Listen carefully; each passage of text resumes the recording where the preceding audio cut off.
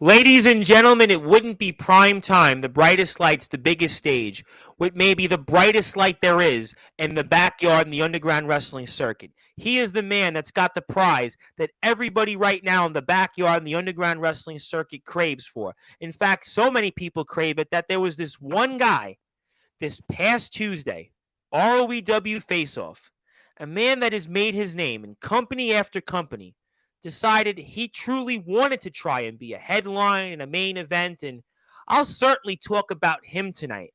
But I'll talk about our guest tonight, who had the match that I think, for my money, was the best match of the year in 2024. But also, the match, which you're going to find out here in about 10 or 15 minutes, is the first match to have ever been inducted into the Sportswire Radio Hall of Fame. We're going to certainly talk a lot about that. We're going to talk about the odd fact that in the same locker room and same umbrella, we've got maybe three of the most, I guess, oddest names to work together. Yes, I'll talk about that. I'll also talk about maybe everything else that's going on in the world of ROEW, the Prestige Championship. I'll talk about what's going on here with Face Off, where the good guy is going to try to be the middleman between what's to come. And I'm also going to talk about what's to come here in a matter of weeks. And are we about to see the match that will decide who is the greatest traveling wrestler in the backyard and the underground wrestling circuit we've ever seen? But you know, ladies and gentlemen, our guest here tonight is certainly on my Mount Rushmore for those in the backyard in the underground wrestling circuit. He's only won 28 championships. As a matter of fact, I had thought he had 27, but he corrected me. He said, Tom, it's 28, counting the ROEW title. And I was like, yes, sir. Yes, Mr. Delta. Whatever you say, I'm going to certainly agree, because I don't want to certainly be in the middle of what this man's going to do, because I think, ladies and gentlemen, he's about to embark in the greatest run of any champion we have ever seen in the backyard in the underground wrestling's history. This is a man, thinking about what ROEW has done. In the last week alone, ROEW has had over 30 new subscribers on their YouTube page, closing in on 750, closing in on 1,000.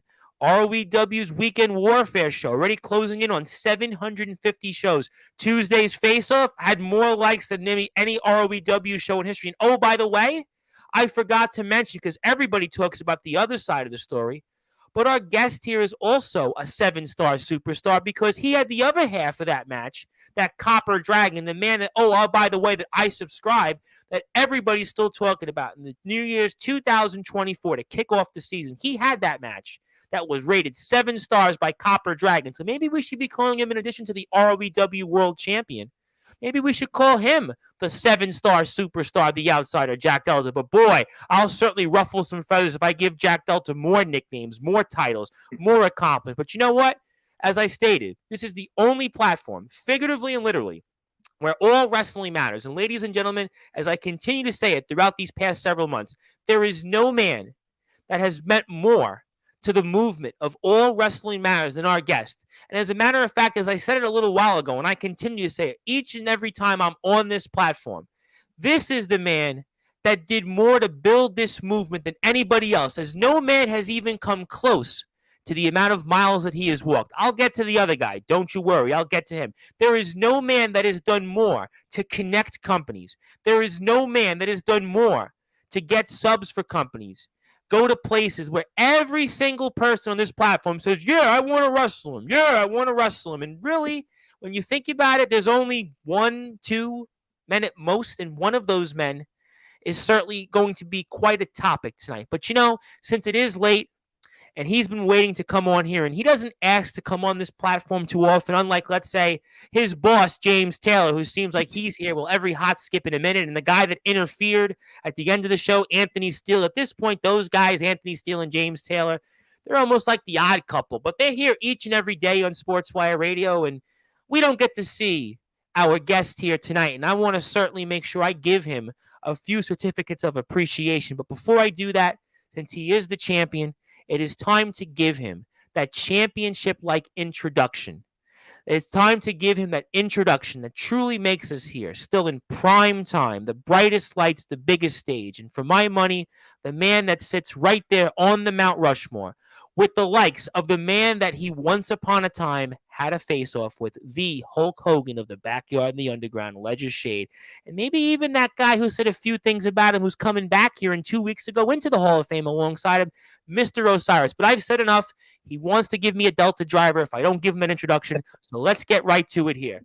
So with that,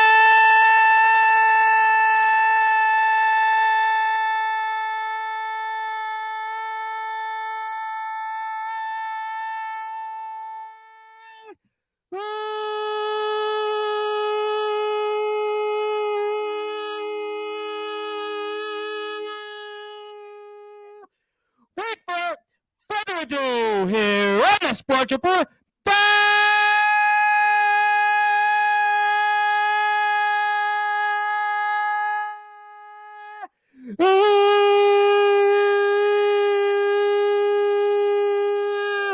number one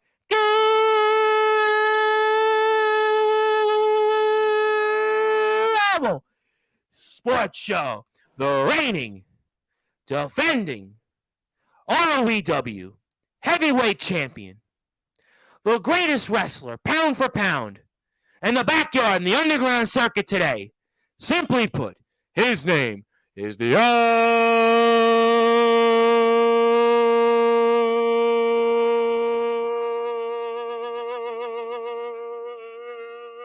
Outsider Jack.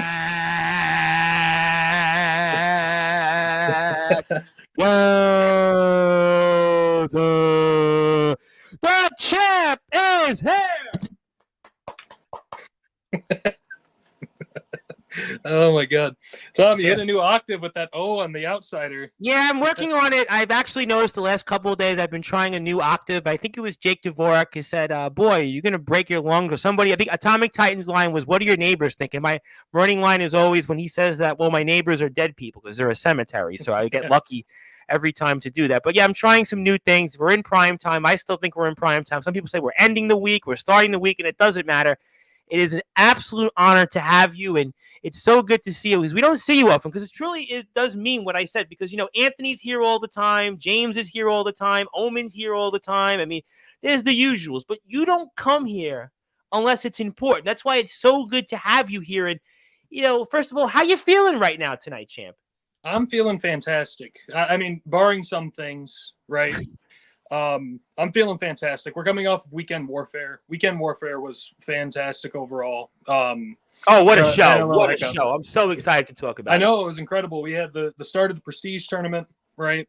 And that's going to be that. I'm not spoiling stuff, but that's going to be a huge bracket. There's going to be a lot of stuff going on. James kind of gave a little bit of a small hint about that earlier. We talked a little bit about that. Yep. Yeah.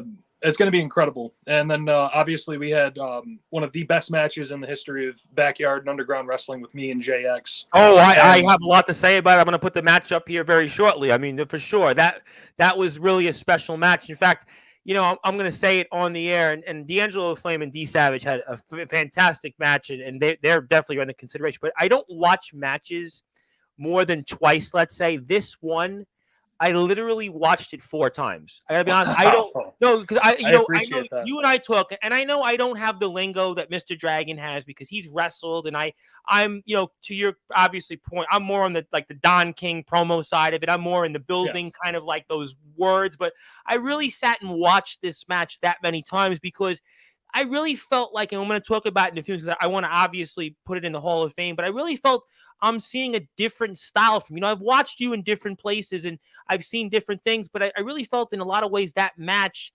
saw a side of you that I don't think the public has really seen in kind of some of your abilities in the match. That's why I think I watched that match so many times. I don't really watch matches, but I don't have time to watch them because, as like you in a sick way, I mean, you've wrestled in so many places. I cover so many places, and yeah, I understand in a small way your obviously journey, but you know, I went and watched it that much because it was like that meaningful to me.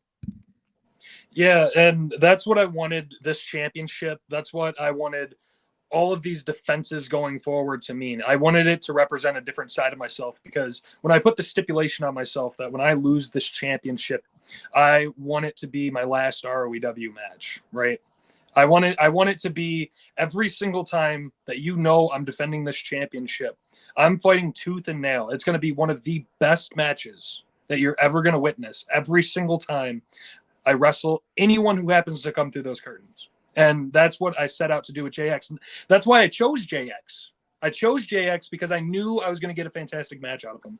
Tooth and nail. But of course, King Kong Bundy strolled in at the end. I didn't see it, And he's made quite an impact because now he's taken hostage for another championship in another company's hands. He's got that title, and he talked about renaming that title, and that's obviously a whole nother story there. Yeah, I mean, that's also been the talk of the wrestling. We're kind of in a way, I don't want to say it made the match disappointing, but it was obviously people would have liked to have seen where it went. But, listen, you didn't know. Obviously everybody's going to have their opinion on the match ending the way that it did. But in my opinion, I don't agree with what happened, but it makes you hate Jason a lot more, doesn't it? Well, listen, I mean, even now, listen, Omen Black called, I took calls tonight. Omen Black called in how angry he was about the situation.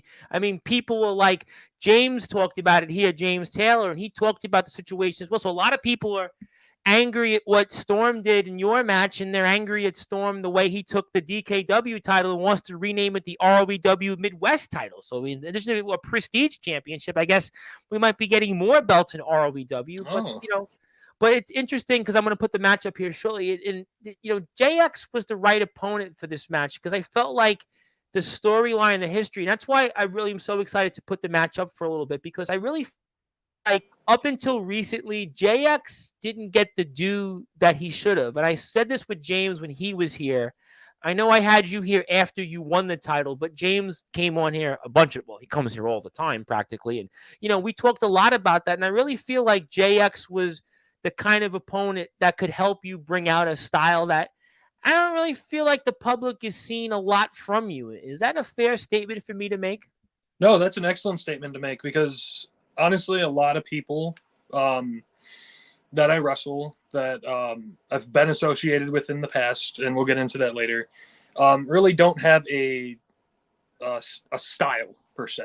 They don't have a way to really describe how they wrestle. You know what I mean? They just go out there and they just kind of do whatever the fuck.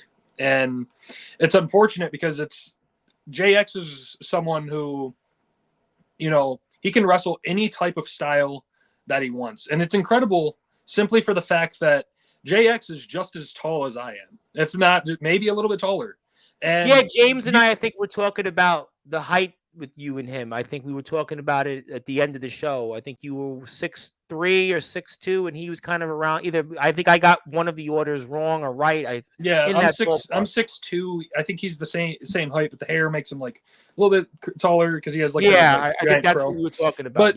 But that's the thing though, is like you wouldn't think that with the way that he moves. You know what I mean? Like he's flying around the ring like he's a cruiserweight, and it's incredible to see. Yeah, but then out of when nowhere, I seen him in XCW, I didn't notice that. It's funny you said that because I've started to notice that more over the past few months in ROEW, even when he was champion there. And yeah, he has a style that you don't really think about it. And we put the match up here. I know a lot of people want to say hello. We'll definitely get to them. Thank you everybody for staying up with us. But yeah, I mean, I just think that the match was also important because, he lost his title controversially. A lot of people were obviously upset at how he lost the title to CJ months ago. And obviously that also played into it. And he had a belt also going into it. And, he's been a guy that, you've had history with. I think that's, in a way, I think what made this so more of an interesting match. I know CJ, you and him, yes, you've had the on and off history, but there was outside history with you and JX, which kind of made this match,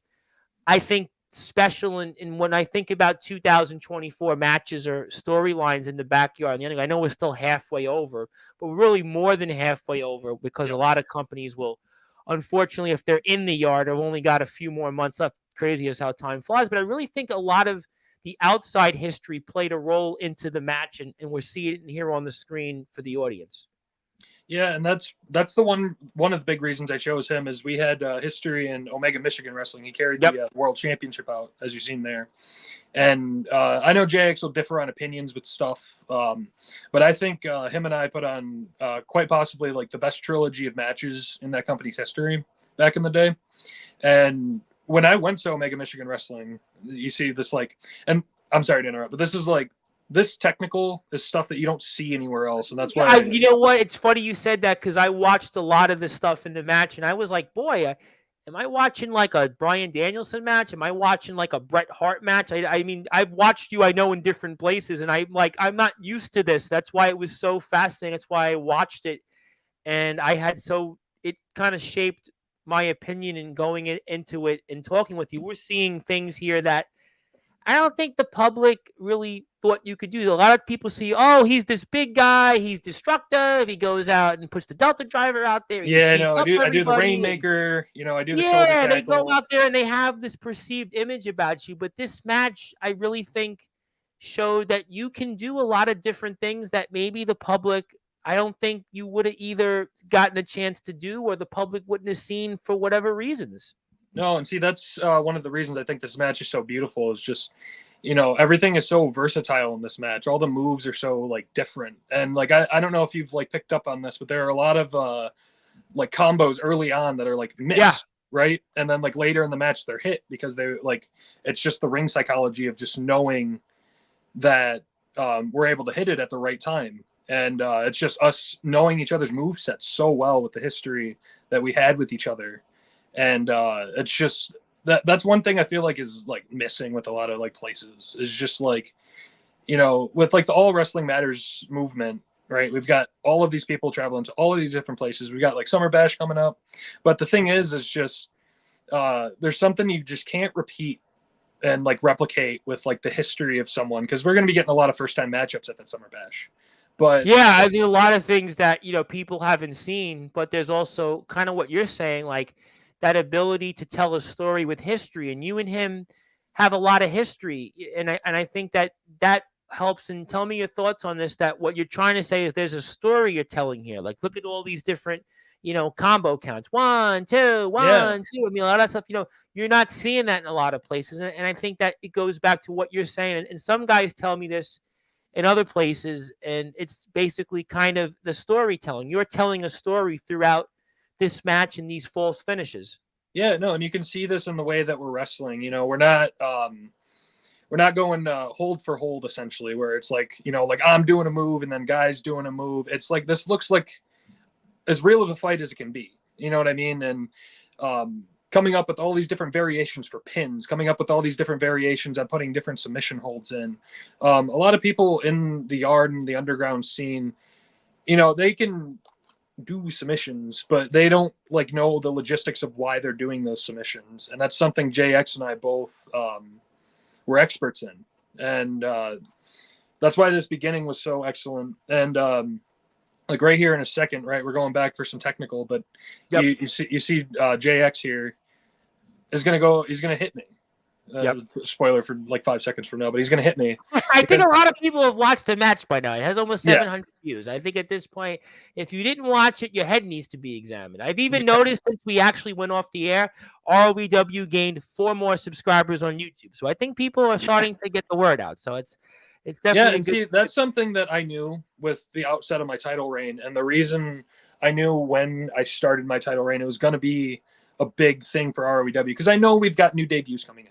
I know we have James. Oh, we're going to talk Taylor. about one of them in a little while. That did. Yeah, And we're gonna, I know, yeah. and I know we have a new owner, but what's really pushing ROEW outside of Sportswire is the fact that we're consistently uploading. And that's what YouTube loves. Yes. YouTube loves consistent uploading. It's not just one giant growth spurt that'll spout out 1,000 subscribers. It's trickling in 5, 6 subscribers from each upcoming. James was talking about that, and he was saying that there's a consistency in the product. And he was even saying since he's been owner, it's over 100 new subscribers have come to ROEW. And I think even tonight, champ, before you came here, as we're watching the match between JX and Jack Delta at Weekend Warfare. Please support ROEW. ROEW Backyard Wrestling on YouTube, Instagram, TikTok. I have the T Public page. I'll put that up here also. My name is the Reverend Tom Bryce. And after the match, I actually have something I want to present Mr. Delta, and I hope Mr. JX gets a copy of that as well. So, but I think also, what we're also seeing tonight was there were guys from different feds for the first time and said, you know what, I'd like to be here in ROEW. We had even guys like Gabe Sayers, who just wrestled Grimm in GTS. You know what? I'd like to be here in ROEW. They were hearing some of the footage. They were hearing some of the talk. Andrew Lovelace was called in and said he would love to be here in ROEW. Chase Wakefield called him in. You've shared a locker room. Was like, I want to be here in ROEW. I'm a James Taylor fan. I have a relationship with him. I'd like to be here. We had Rob Slater and XCW. He was like, I'm not that far away. I love to be here. I mean, we had 6 guys. I mean, Doc Holliday even. Doc Holliday was here, the legendary Doc Holliday, and part of the NEW Riot in the Ring. I mean, D'Angelo LaFlame, I'm not even going there. That's the one guy I know that's definitely on your radar. I mean, everybody wants to have him there. And, but even guys like D Savage, who just wrestled him, a guy that's an up-and-comer, doing some great work in the Indies, a part of NEW, he just wrestled D'Angelo LaFlame. He's like, I want to be here. I'm hearing this talk, and I think that ROEW is red hot right now. I mean, it's legitimately I was telling you off the air, I've been dying for days to talk ROEW. With all due respect to some of the companies that came on here and some of the talents, I have been, to me, all I want to do right now is talk Summer Bash, ROEW, or NEW Riot in the Ring. Everything else, to me, it's like a secondary. But I'm like, ROEW is just, I think it's right at the center of everything that's going on in backyard underground wrestling. That's kind of what I think right now. No, it's red hot because the YouTube product is red hot, and we focus on a YouTube algorithm and product, because that's one thing with the backyard scene and the underground scene that we'll get into later. Some people in varying degrees, they're so focused on becoming a semi-pro independent company. They're focused on buildings and crowds, and that's cool for them. But the reason ROEW is the place that it is because we have 2 camera angles that switch between the action, what looks best. We have good commentary. We have a solid ref. We have solid wrestlers. You guys, refereeing is just here in ROEW. There's some companies that don't even have referees, but in ROEW, we got a level of professionalism. What do you say, champ, all the time? Quality over quantity. And you guys seem to be taking that bull by the horn. Yes, and see, that's the one thing that I wish the community would pick up on, is just how well this product looks. Because it's just when I go and watch some other products, man, they are just so bad. They're so unwatchable. I watch a lot of them, champ, and I mean, there's some of them I've already said a lot on, and there are certainly some that unfortunately, there's those issues, whether it's the editing and the video look and no referee and this, but this is to me, I don't even feel like I'm watching backyard wrestling. I feel like I'm watching quality wrestling. I really believe that. I got to be honest. I say it all the time. ROEW is one of those companies I watch and I put all my stuff down. I want to watch what you guys are doing. I'm so fired up right now. Am I biased because you're wrestling in it? Maybe. Am I biased because James is? Everybody knows what I think of James. Am I biased because I want to watch guys like CJ Black, the good guy? Am I biased because I want to watch Big Man Cam, who's become a favorite? I think one of the biggest up-and-coming big men. You're going to probably have to deal with him in your run as champion. There's a lot of guys that I'm just really fired up to see right now. I think ROEW is becoming that special place just alongside these companies like TBW that are established, and IMF that's indoor venues, and NEW and all these other places that have these big-name talent. I'm really fired up right now. Yeah, and that's what separates my run from a lot of other world champions in the yard right now. I feel is just the roster pool of people that want to come and challenge me versus the roster pool of people that want to go challenge other world champions. No disrespect to them. Absolutely. I feel like I'm going to have a bigger challenge with all of these people because people are going to be flooding to ROEW. Tonight, I counted 7 guys. How about that move right there? I mean, that. Yeah. I mean, I don't know how he pulled that off. That's why I'm here and you guys are there. But there was 7 guys tonight that told James, my DM's open. Oh, and by the way, Anthony Steele popped on.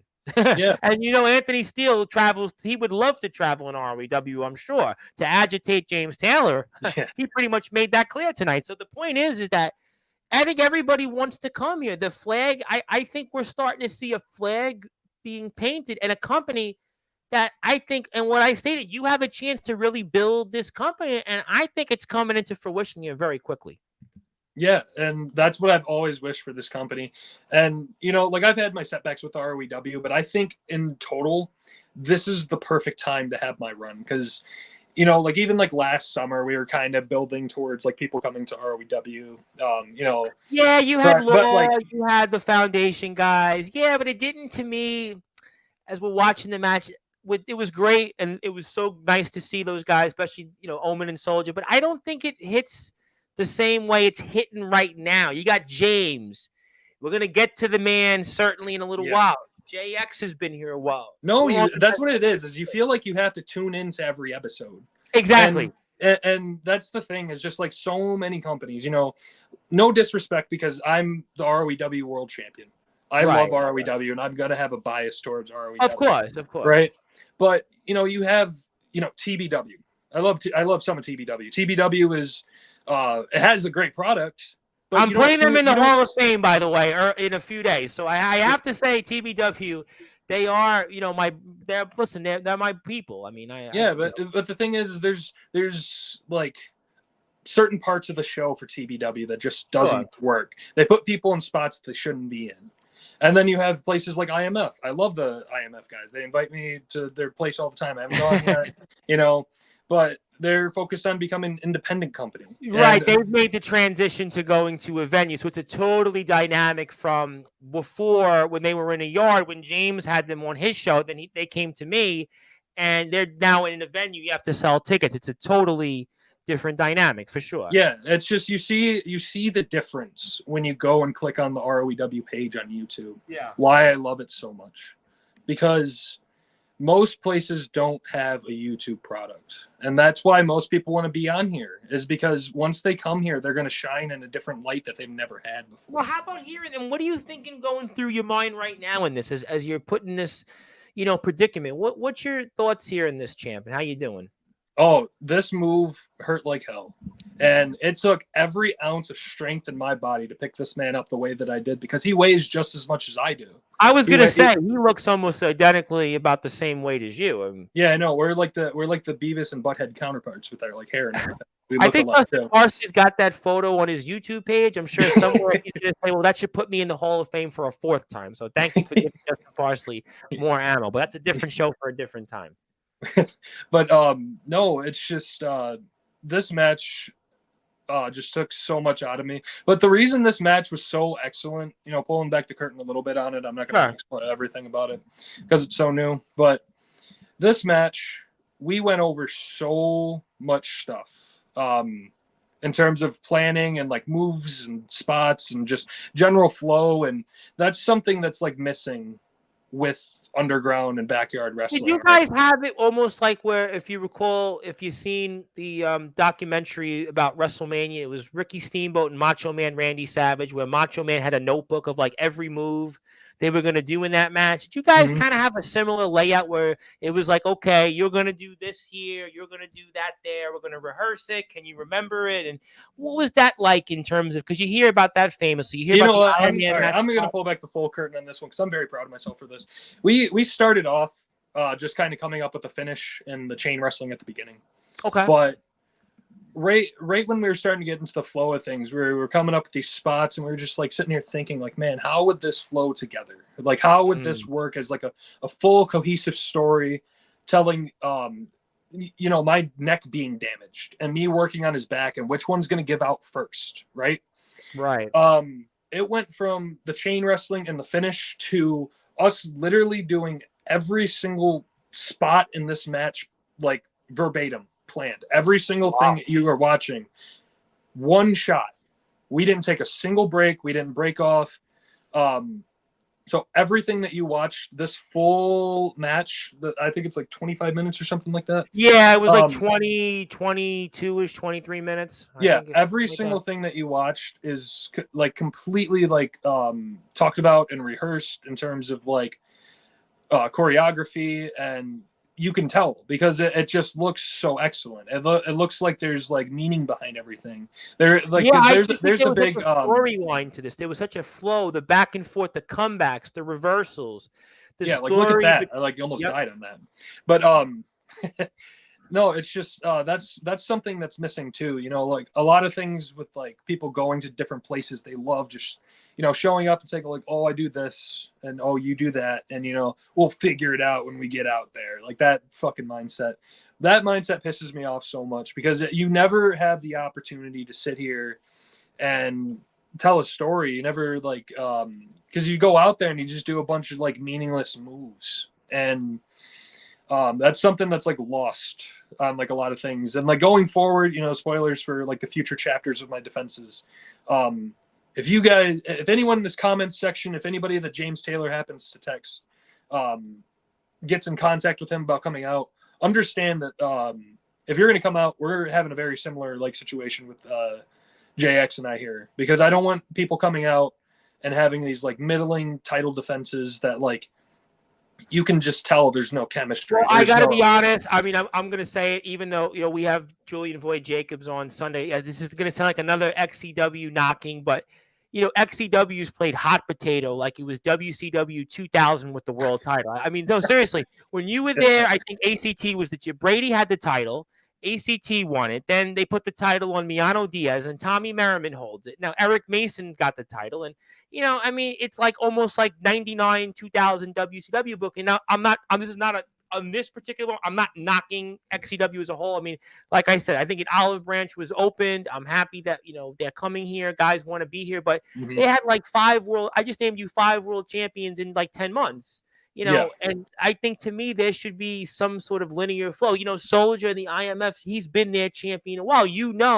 Okay, he's their champion. NEW, their champion, was Tyson Spade. He held it for a while. Jake got the title. Okay, that made sense to me. You had in TBW, Ledger was champion. You were there. Cooper held the title for a while. Now Jay Wild gets the belt. I think that there should be, I don't know if it should be a Mr. Judgment, like 5-year run as champion, but I think that you're seeing, like, at least here, there's a linear flow with the titles. And, and I think that that's where I completely see where you're coming from. And we see, unfortunately, the match kind of has this moment here, which in a way, maybe for some, puts a damper on what we're about to see. Yeah, to a certain aspect. And I feel like that's the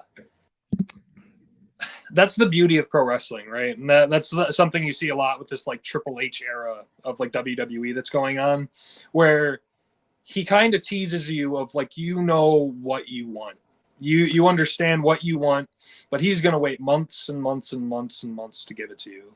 So you tune into every show hoping that you get to see, this comeuppance of like specific people, like especially like Jason Storm, which we'll get to. No, we don't want to get to him next because he's going to obviously come out here before I save the entree, certainly, quote unquote. Yeah, but that's the thing, is just like a decision like this in this type of matchup where it's my first big defense, right?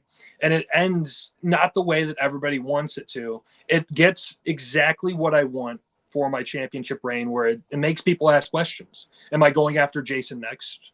Who knows? Am I going to give JX a rematch after what happened?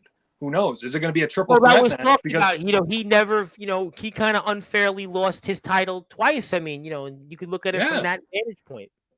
Yeah, and see, that's the thing with like storytelling. Everybody always thinks like there's such a problem, and you'll notice this with like a bunch of different companies, a bunch of different places and stuff. But nobody ever wants to lose like clean. Nobody ever wants to like or lose dirty. They always want something that benefits them, but they don't tell a bigger story. And JX, I was talking about that with some of the guys in NEW, and I was saying to me, I think it's okay to lose. I am always a believer.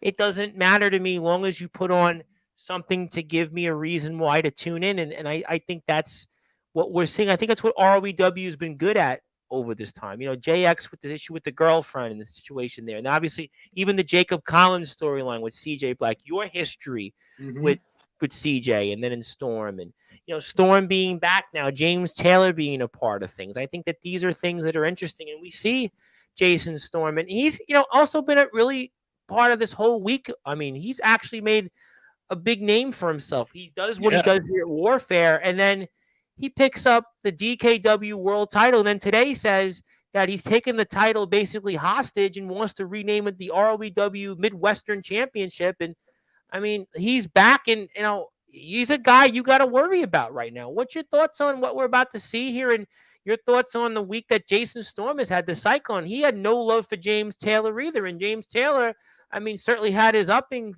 for what he wanted to say on Storm, but Storm, certainly had quite a week. No, he did have quite a week, and I could sit here and congratulate him on the DKW title. Right? It's insane that he went and won a world championship at a company he didn't even he wasn't even at. He never doesn't want to work there. He doesn't want nothing to do with them, and he says he'll come back and defend it, but he's not a roster member there, and he said what he wants to do to the title. Yeah, but I don't know. I find it sickening that it's just BYW. CJ Black, Jason Storm, Big Man Cam. Big Man Cam, by the way, took 7 guys in Indiana to throw him out of their Rumble and Extreme King. I mean, and this is a guy that's also got his own company in All Legendary Wrestling, and this guy's a TikTok influencer, and they've got him. I mean, he might be the guy that might be the most potent of this BYW group. But I don't know. I'm watching this JX stuff, and it's just painful. It's sickening. That's what he's been doing. It really is. It's just Collins, what he did to him. It's just No, because it goes back to literally right when JX, C Money, Jacob Collins, and I were all walking out. I looked at the camera and I said every single week it was the CJ Black and Jason Storm show, and somehow, some way, it always ends up with these guys back on screen terrorizing these roster members when all we want to do is wrestle. So Jason Storm, CJ Black, Big Man Cam, at some point in the future, after I deal with whatever James Taylor's throwing my way, because apparently he pulled out the Reverend's wallet and stole it from him. He's getting all these guys coming through. You'll laugh that actually today my wallet, when the real world, was actually a major topic. I won't go into it on the air, but it was pretty sizable. But it's interesting. It's still, you talk about James Taylor though real quick, as we're seeing unfortunately what happens here, and this has kind of been the James Taylor's problem still also, but this is what Jason Storm has been doing. So we mentioned Jacob Collins, what he put him through, and we see JX, but I mean, is it still weird for you that James is still your boss? Because I still, to me, have memories of last year in Tennessee, you guys sharing a locker room. I know James seemed like everything is okay, but do you still have almost in a way where you're kind of looking over your shoulder in the fact that he is your owner? Because again, there's people that don't like James. There's people that like me that absolutely adore James, but there's a lot of people that they don't think he's what he is. I mean, what are you looking over your shoulder with him, or what his owners? We have the ROEW links here. We'll keep up. Well, so far, no. Simply because he's been a very good owner. I can admit that. He's brought people in since he's been with us and me as world champion and bringing all these people in. The views and the subs have gone up, so I can't complain.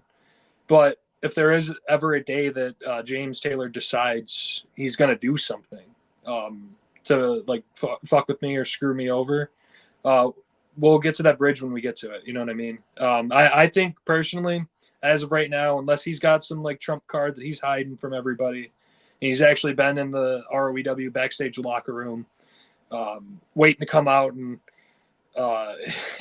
hit me with some Steve Weisers or something. I think he's been a perfectly good owner. He's been promoting our product. He's been a very good boss. Oh, I think he's the best owner right now in the circuit, because what he's been doing is he's been really pushing the ROEW brand. He's been going out there using his social media. He's been going out there places like here. He's been going out there and working with talent. I think that he's doing a great job as a whole. But there's always some that would say, well, he was a wrestler himself, and there's history between you and him in Tennessee, and a lot of people know it's well documented, the history between you and him. And is he a guy that you can trust still as an owner? You know what? I'm going to do something real quick. Look at this. I'll take this off the screen while we bring this up and I hit you with that James Taylor impression real quick. Oh God! And this will be my full opinion of James Taylor here. I don't understand. I like that Jack Delta kid, but I don't know what he thinks of the nemesis James Taylor. right? Me and him, we worked last year in Tennessee, TBW, but I don't know what he thinks of the Nemesis James. I don't know if he respects me, if he likes me. James, I love you, man. You're fine. Wow. All right. Wow. I want you to know good. I make fun of you. I poke jabs. Pretty good. That was pretty damn good. Thank you. Wow. I think you're a perfectly good person. I think you fixed the flaws that I've had with you personally, where it's you're a guy that represents those promo people, and you're a guy that like floods in now. That actually, yeah, you're a guy that floods into like actual wrestling, right? Where it's like people are actually going out and wrestling, but you don't wrestle as much, and I understand there's circumstances that keep you from wrestling, but the difference is you've made yourself useful in a different way, and that's what I've always wanted from you. So I agree. I've always wanted you to be it's not that I didn't want you to ever be a part of the community. Literally, all I've ever wanted is for you to find your place. And if you're not going to travel and wrestle, the best way to do it is be an owner. And you purchased ROEW. You're my boss, and I actually have no hard feelings against you, Mr. Nemesis. So that was pretty good. I think Hell is definitely frozen over. I got a lot of people that want to sell it before I present to you something, because I really do want to give you something. Zilla's been waiting to say this. She says hello. Zilla just says hello to everybody. You've seen this before. Yeah, I've seen it before. Hillbilly Tilly, hello again, Tom. Howdy Delta. Love Hillbilly Tilly. Hillbilly Tilly, I mean, he always is telling me how much he loves Sportswire and loves the shows. And obviously, AWL has a show tomorrow, and he's up very, very late right now. He should be getting ready to go to the mall in Gadsden, but he's here on Sportswire. Shows you he's a trooper. My buddy Atomic Titan was telling me how much he was excited about tonight's show. He's going to go into the Hall of Fame for a second time. He's going to be with us with the TBW guys, I think, on Wednesday as well. So he says hello, and he's my hardcore king, but I'm not going to ask you to bow down to him. My buddy Ace Reed, who's going to be back here soon. Of course, Ace of the Wired Up podcast, who's going to be a huge part of things coming up in the Nexus. I will certainly let him share those details later on. He's also training to be a pro wrestler. So good on Ace. He's in training, and he's doing really, really well. I had a great conversation with him earlier. There's social media management. Maybe James put the management out there. Excited to hear from our champion. Yeah, we never had a social media team, I don't think. So I don't know who we hired, but we have one. Well, there you go. Good to see you again, Delta. Hello, Soldier. Obviously, Soldier is here from one champion to another. Ace is also the BWU champion. Jacob Collins would like to say, who is, by the way, close to returning to the ring. Still haven't congratulated Jack Delta for winning the ROEW championship, and CJ Black took me out. So congrats, Delta. Much respect. I know a lot of people feel that Jacob Collins, in a way, kind of was robbed of a full title reign, but, Yes, he has to come back and obviously get healthy. We're a little bit longer away from that. And Zilla's got a bunch of comments and would like to say hello and everybody. And yeah, I would also like to say to Zilla, I love you, Zilla. I will thank you whether you are face or heel, and I appreciate you. So yeah, I think Jake said that on yesterday's show. I think Jake Dvorak said the same thing. Everybody seems to be going with that. I want to say hello to one of my buddies, of course, from the legendary GBYWN, the GWC, Mr. Copper Dragon. Yep, Mr. Hardcore was here Sunday show. He said hello, Tom and Mr. Delta. Congrats on your title. When it's good to see hard work pays off. And it's so funny because this guy is a legend, and he tells me like every time, I watched these shows, and he gives me like the report. Here's a guy that's from the GBYWN.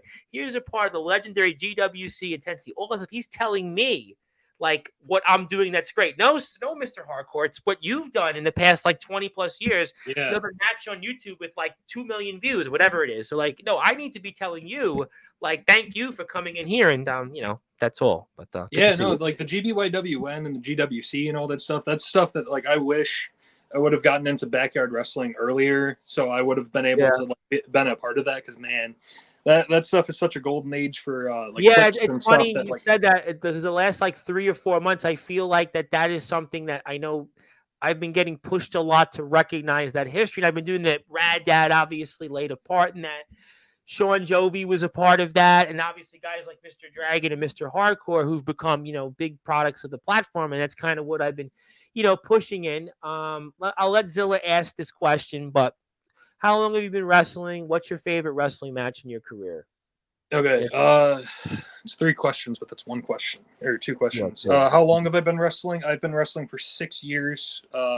give or take, probably like 5 years. With I took 8 months off after an injury I had a few years ago when I was doing my pro training, and I got like destroyed. And then just a few like random additional like months off and stuff like that. But I've been wrestling for about 6 years. You know, some seasons harder than others. Sometimes I'm wrestling every weekend. Sometimes it's like I'll go 2 or 3 months without wrestling, but like sporadically for 6 years. And then favorite match, that's hard. Well, I've just been a part of so much that my favorite match changes all the time. I remind myself of a company I used to wrestle for, and I'm like, oh, that's my best match. And then it's like, no, but then I remind myself of this match and that match. The CJ Black match is a fantastic match. The JX match is fantastic. The final match I had in MEBW against my friend Matt Thunder. That was an excellent match just for what it meant, more so than like the actual wrestling. The triple threat match I had for WCEF's final show down in Texas. I think we spoke about that the first time you came here. Mm-hmm. Yeah, it's just I've done so many things that I don't have a favorite match. It's just I don't know. It's kind of hard to articulate when you have so many.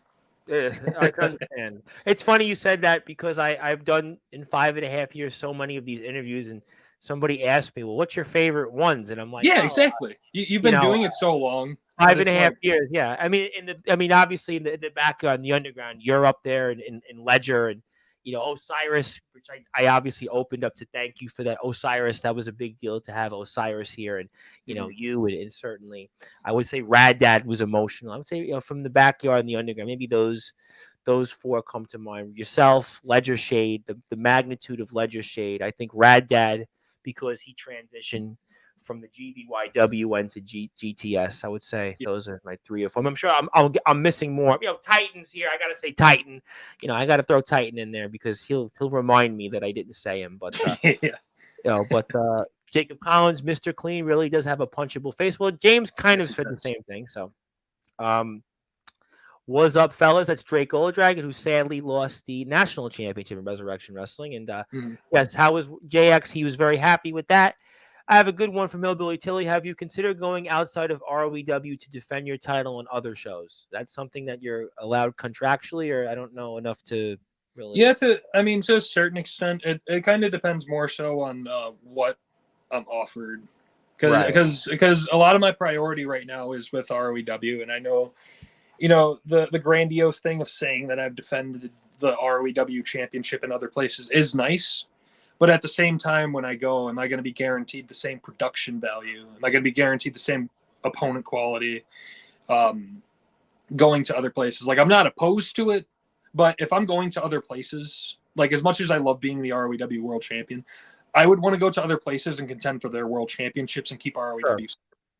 Because it's like, I feel like it's a backhanded compliment bringing a championship from a different place into a different place. It's like when the IWGP title shows up on Dynamite. It's like there's no reason. Well, how about when Kenny Omega had like the 18 championships and he was defending? Well, that was his gimmick. That was his gimmick more so than just like the AAA championship showing up on Dynamite. Like if I show up to an AWL or an IMF or a DKW or any of these places, to be honest, I'd want to win their world championship. I'd want to be in contention for that more so than defending. Well, I think if I'm going to be fair, I know D'Angelo's done a great job and he's defended his title, the internet title in AWL, but I just think of it off the top of my head. Jay Wild is a man you have history with. He's the TBW champion. You're the ROEW champion. I think that in TBW, I think there's a curiosity there. I think that maybe that would be something that would be one of those things because, again, what you did in TBW, you had history. Like you said, you had history with JX. Mm-hmm. There would be people, I think, that might want to see that because they know the magnitude. I said it last time you were here. TBW at least, put you in the ballpark of at least, okay, that's how I should see Jack. So I think TBW, that would be like somewhere I could say, okay, you and Jay Wild, he's the champ right now. He's very impressive. He's finally won. You've got gold. That would be something I think that'd be interesting. But again, D'Angelo's done a great job defending the internet title in TBW and AWL, and I think that's a fair statement. Let me say hello to DG Colt. Every time I see Delta, I get the vibe of Brian Myers. Jack is like the most professional wrestler in the underground these days. pretty well said. And Brent's got a new logo on YouTube since I last seen. Oh, that is nice. Mr. Dragon, who, by the way, has put so many reels out, and I appreciate that I'm sponsoring all of them because I'm a Patreon subscriber. A score is pending. So the good news is because I put the matchup on the screen, I think Copper saw that, okay, I did his work for him in this one, so now he can rate the match in a week from now, and you'll have it up on Instagram, and we'll have fun. Yeah, I'm curious to see if Copper is going to feel the same way as you do about the ending versus what I feel about the ending, because I know he takes everything into account. You know what I mean? Because I think he scored one of CJ Black's matches off because the ref wasn't up to par, and it was I think the Jacob Collins one was 6.7 or 6.6. I'm sure CJ will remind me tomorrow. Yeah, so I just want you to know, Copper, I'm not pleading my case here, but I just hope you know that I want my title reign to have a bunch of questions in it. I don't want everything to be super definitive. Just cut and dry every single time. I tell it all the time. He's going to have a better eye than I'm going to have a better eye. Mm-hmm. I don't have the eye that he has. So it's, figuratively and literally. Also, I think Atomic liked your boots and he liked JX's Styles Clash. That was a good point. Good point, Mr. Titan. Yeah, also, that was one of the scariest moves I've ever taken. There was a point when I was upside down and I was looking at the canvas and I'm like, wow, this really could be it. Well, you did mention that. You actually mentioned that you were in that match. There was a couple of moments you were like, how do I get up from there? And, you got up. And hello to Greg. I think I know Greg. I think we've been speaking on Facebook. At this point, I'm starting to become like you. I'm trying to remember who I'm speaking to because I'm getting these random messages. Yeah, and it's no offense to people. It's just that you get to a certain point where you're not even trying to stroke our own stuff, but it's we're niche internet celebrities at this point where it's enough people message us. Yeah, I had somebody message me and he was like, I spoke to you on the stream on YouTube and he's coming on the pod. I don't want to say his name because I'll make myself like an idiot, but I was like, oh yeah, we spoke. It's coming to the point I actually know. Did we speak? It was really at this point, I have to remember where I am sometimes because on Facebook, I actually it's just I get messages from people. I'm like, do I know you? Wants to say that the only way he's coming on in the TBW Hall of Fame show is if the other roster members basically bow down. So I guess that'll be a conversation for a different time. I'm going to come back to him in about 15 minutes because I still want to give you something and I want to really save that for last. There we go. From BPW, congratulations on winning the World Championship. You deserve it, bro. Continue to thrive and keep going strong and never give up. Very nice words. Thank you. Words. I appreciate that. Mr. Titan would like to say, I'm their hardcore champion. After all, they'll bow down. I'm now just cue Joshua Allen in 5 minutes to come on and say something opposite of that. Why? Yeah. Have to be ready today on Sportswire. Mr. Black, though, would like to say you're trash and overrated. My property that was stolen from me, which you had a hand in, will be back in my possession very soon. You tapped out day 1 of this year. Let's do it again real soon. Well, although I think James Taylor's not done with him, though. But he's going to be your host. And I'm going to get to him, though. He's going to be that middleman for you coming up at Face Off. Okay, yeah. No, I take it back. James Taylor is the worst owner of all time for putting me in I was waiting for it. And here they come. Somebody out there's going to say, hey, knew it. I told you so. No. I told you so. No, that is actually the worst news I've ever heard in my entire career is that I have to sit in the ring where he has a microphone and I don't for 5 to 10 minutes, and it's just going to be terrible to sit through. You thought the tension between the Young Bucks and CM Punk was bad. You thought Sean was bad. I mean, you thought Matt Hardy and Edge years ago was bad with Lita. Wait till you see Face Off coming. By the way, ROW Backyard Wrestling. Want to say hello to one of my compadres from the Promo Wrestling Federation, the Wicked One Judas. How you doing, my friend? And the other Judas from Big Man Cam's company is here in your chair at 11 o'clock Eastern time. That'll be interesting. Speaking of guys that are going out there and wrestling, I saw his package on Instagram. He's out there in the ring already. But ADT, of course, the AWL champion, the Kingpin himself, says, good old Jack Delta, nice to see you back. Yeah, literally one of the only men I respect outside of ROEW. I had him here a couple of weeks ago, and I definitely respect him, and that's why I'm here to say hello and wish him and everybody at AWL a great show. AWL has been, really great supporters of us, and almost all the guys are here. Just, I think DG Cole talked about professionalism, and I think everybody in the AWL roster, from my experience, are all professionals. I mean, everybody I speak with, CT Matlock couldn't be more of a nicer person. I speak with, again, everybody, AJ Morgan. I hope he's going to kill me for this, but all the guys there, Dylan Andrews. I mean, everybody there, Seth Maverick, almost all the talent that I speak with, Travis Hunt, all of them. Just you couldn't ask for more professional people. That's why they're doing great things. Also, Jack Delta, you had a great match in ROW. Well, we watched one of them just now. I have a good one from Soldier. Is there guys that you haven't wrestled that you'd want to, and who would they be if you had those two choices? So list of guys that you haven't wrestled that you want to. It's a good question. Yeah, that is a good question. If this was a year ago, I'd say everybody, right? But nowadays, when I look at the backyard and underground and all of this, like this scene, there's not too many people that are like as versatile as like you'd like to think, and that's something we're going to get into later. Yep. But to answer the question, yeah, there are a few people that I'd like to wrestle. D'Angelo LaFlame, I'll say that first up foremost. I as much as I love him, I love how much energy he provides. I want to boot him in his face for trying to take my spot. Well, his name is ingrained in my sleep, so I knew that was coming. That's one. I knew that. Ledger Shade. I would love. Yeah, that's the one. I really. You had that face off with him, and I think a lot of people. It's like in baseball when we had the strike in 1994. The New York Yankees and the Montreal Expos were the two best teams in baseball, and we had the two best wrestlers at that moment have a face-off, and you left and he left like right around the same time, and that's a big what if. That's a big one. It is a big what if. Rematch Jay Wild will be awesome. I know you mentioned that one earlier. I felt like that match really got stunted. Jay Wild's having some great work right now. I mean, Jay Wild's excellent now. And I recognized that before they put the title on him. I'll point that out. And my work with him got stunted because it was on like the NXT version of TBW or whatever. Which I own ironically a portion of now. What a small world. Which has a different like look and whatever. Yeah. It's got like different things going on. But right.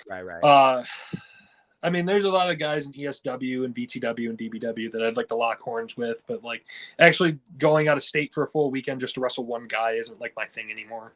Because that's the one thing that like I want from traveling that I feel like people aren't like adhering to anymore because they're trying to be independent places. They're trying to do all this like extra stuff. When Jack Delta travels, Jack Delta goes out and he wrestles 8 to 10 fucking matches because I want to be on YouTube for months. I want to tell stories for months. I don't want to go out here and have one fucking match. D'Angelo's going through that right now. I mean, to break the fourth wall, D'Angelo and I speak, and he's wrestling, like 3-4 matches where he goes somewhere. He's feeling what you're feeling right now. That's why I mentioned him with James, because he's the one guy going through what you went through and wrestling like a bunch of matches in one run. He's doing that right now.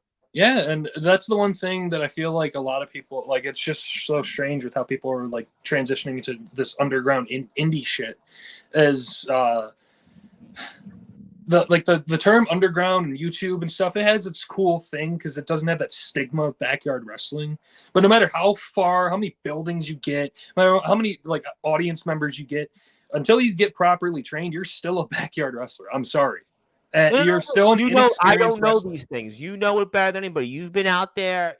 I have not walked in your shoes. So yeah, and see, that was one of the points I was going to hit on tonight, Tom. And I know this is going to like trigger a lot of the Sportswire audience because this is going against like. Listen, you know what I think about you. Go ahead, trust me. We give everybody. It's like a credence thing where we talk about all wrestling matters. Right? Go for it. Listen, you're not going to offend me. And the thing with All Wrestling Matters that like I want to hit on personally because I believe in the movement. I absolutely love because you and Sportswire are the first thing since my group of like companies that met ages ago with MEBW, EBW, WWA, all that shit.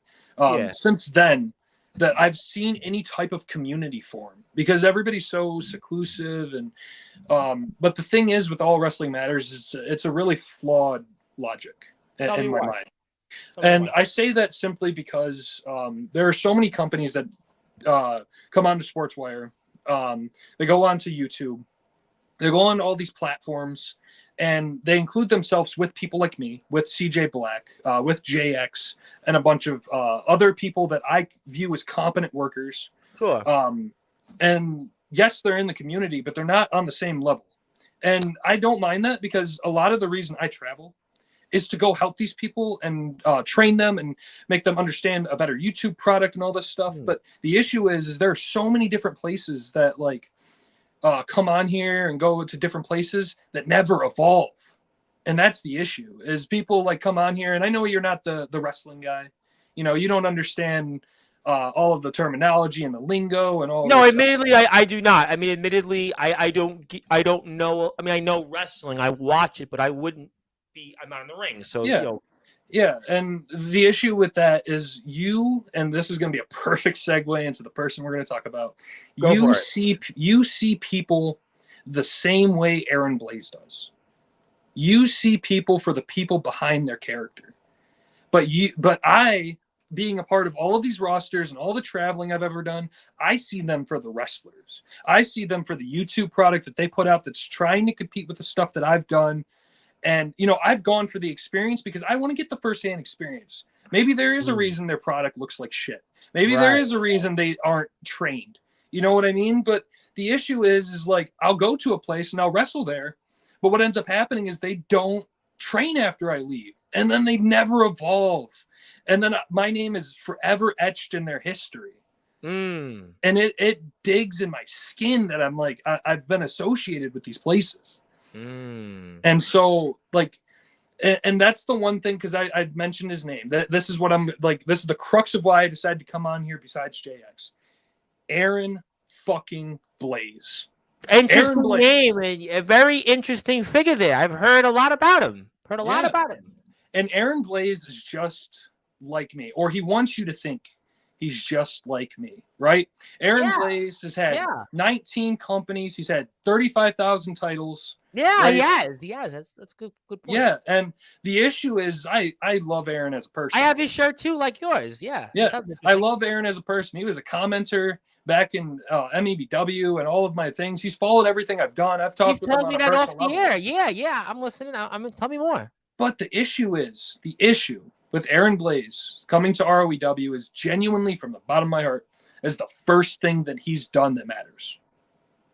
You know, it's funny you said that, because I thought the same thing, because James and I were talking, and I felt before I showed that footage that Aaron Blaze has been in a lot of places and he's won, you know, a lot of championships, but I think this was the first time he was actually on a big stage, and he was kind of the example of a guy that was in a big fish and a small pond, and places that really, I mean, you did talk about all wrestling matters, but I don't think they mattered in all the places he went to. You know, is that a fair statement for me? Because I feel like for the first time, he actually was a part of something this past week that actually mattered, whereas before, everything Aaron Blaze has done in the backyard in the wrestling circuit here in the underground never mattered. Yeah, and see, that's the thing, is he's been completely blinded by these places with like false pushes and false promises. You know, he's been promised wrestling these specific people, or he goes to these places, but what ends up coming to fruition is he gets frustrated with where he is with his talent set, right? And he doesn't get the opportunities that he was awarded or he wants. And what ends up happening is he leaves before anything significant happens. And he's only been to 2 or 3 places like that he or his wrestlers have like not booked. You know what I mean? Because he's been to like, he's got YBW, he's got all these other places, but all of them are associated with his friends. Me, when I go to places, I don't know most of these fucking people. Most of the time I'm touching down at an airport or I'm driving, and it's the first time I'm ever meeting these people. Like, and I touch down and they give me the bookings that I get, not because I'm like handed them. I'm not fucking handed them. Do you understand? Like, I've crawled my way through underground and backyard wrestling for years, and I show up and I wrestle the same opportunities that anybody else can be afforded if they show up, and I win them. That's the difference. Aaron Blaze, he shows up and he gets mad at he doesn't get these specific things that he wants. And I respect him still. I respect him for showing up. But the issue is he's so clouded with just getting any opportunity he can get, rather than going to places where he has to crawl and scratch his way through to actually make a real name for himself.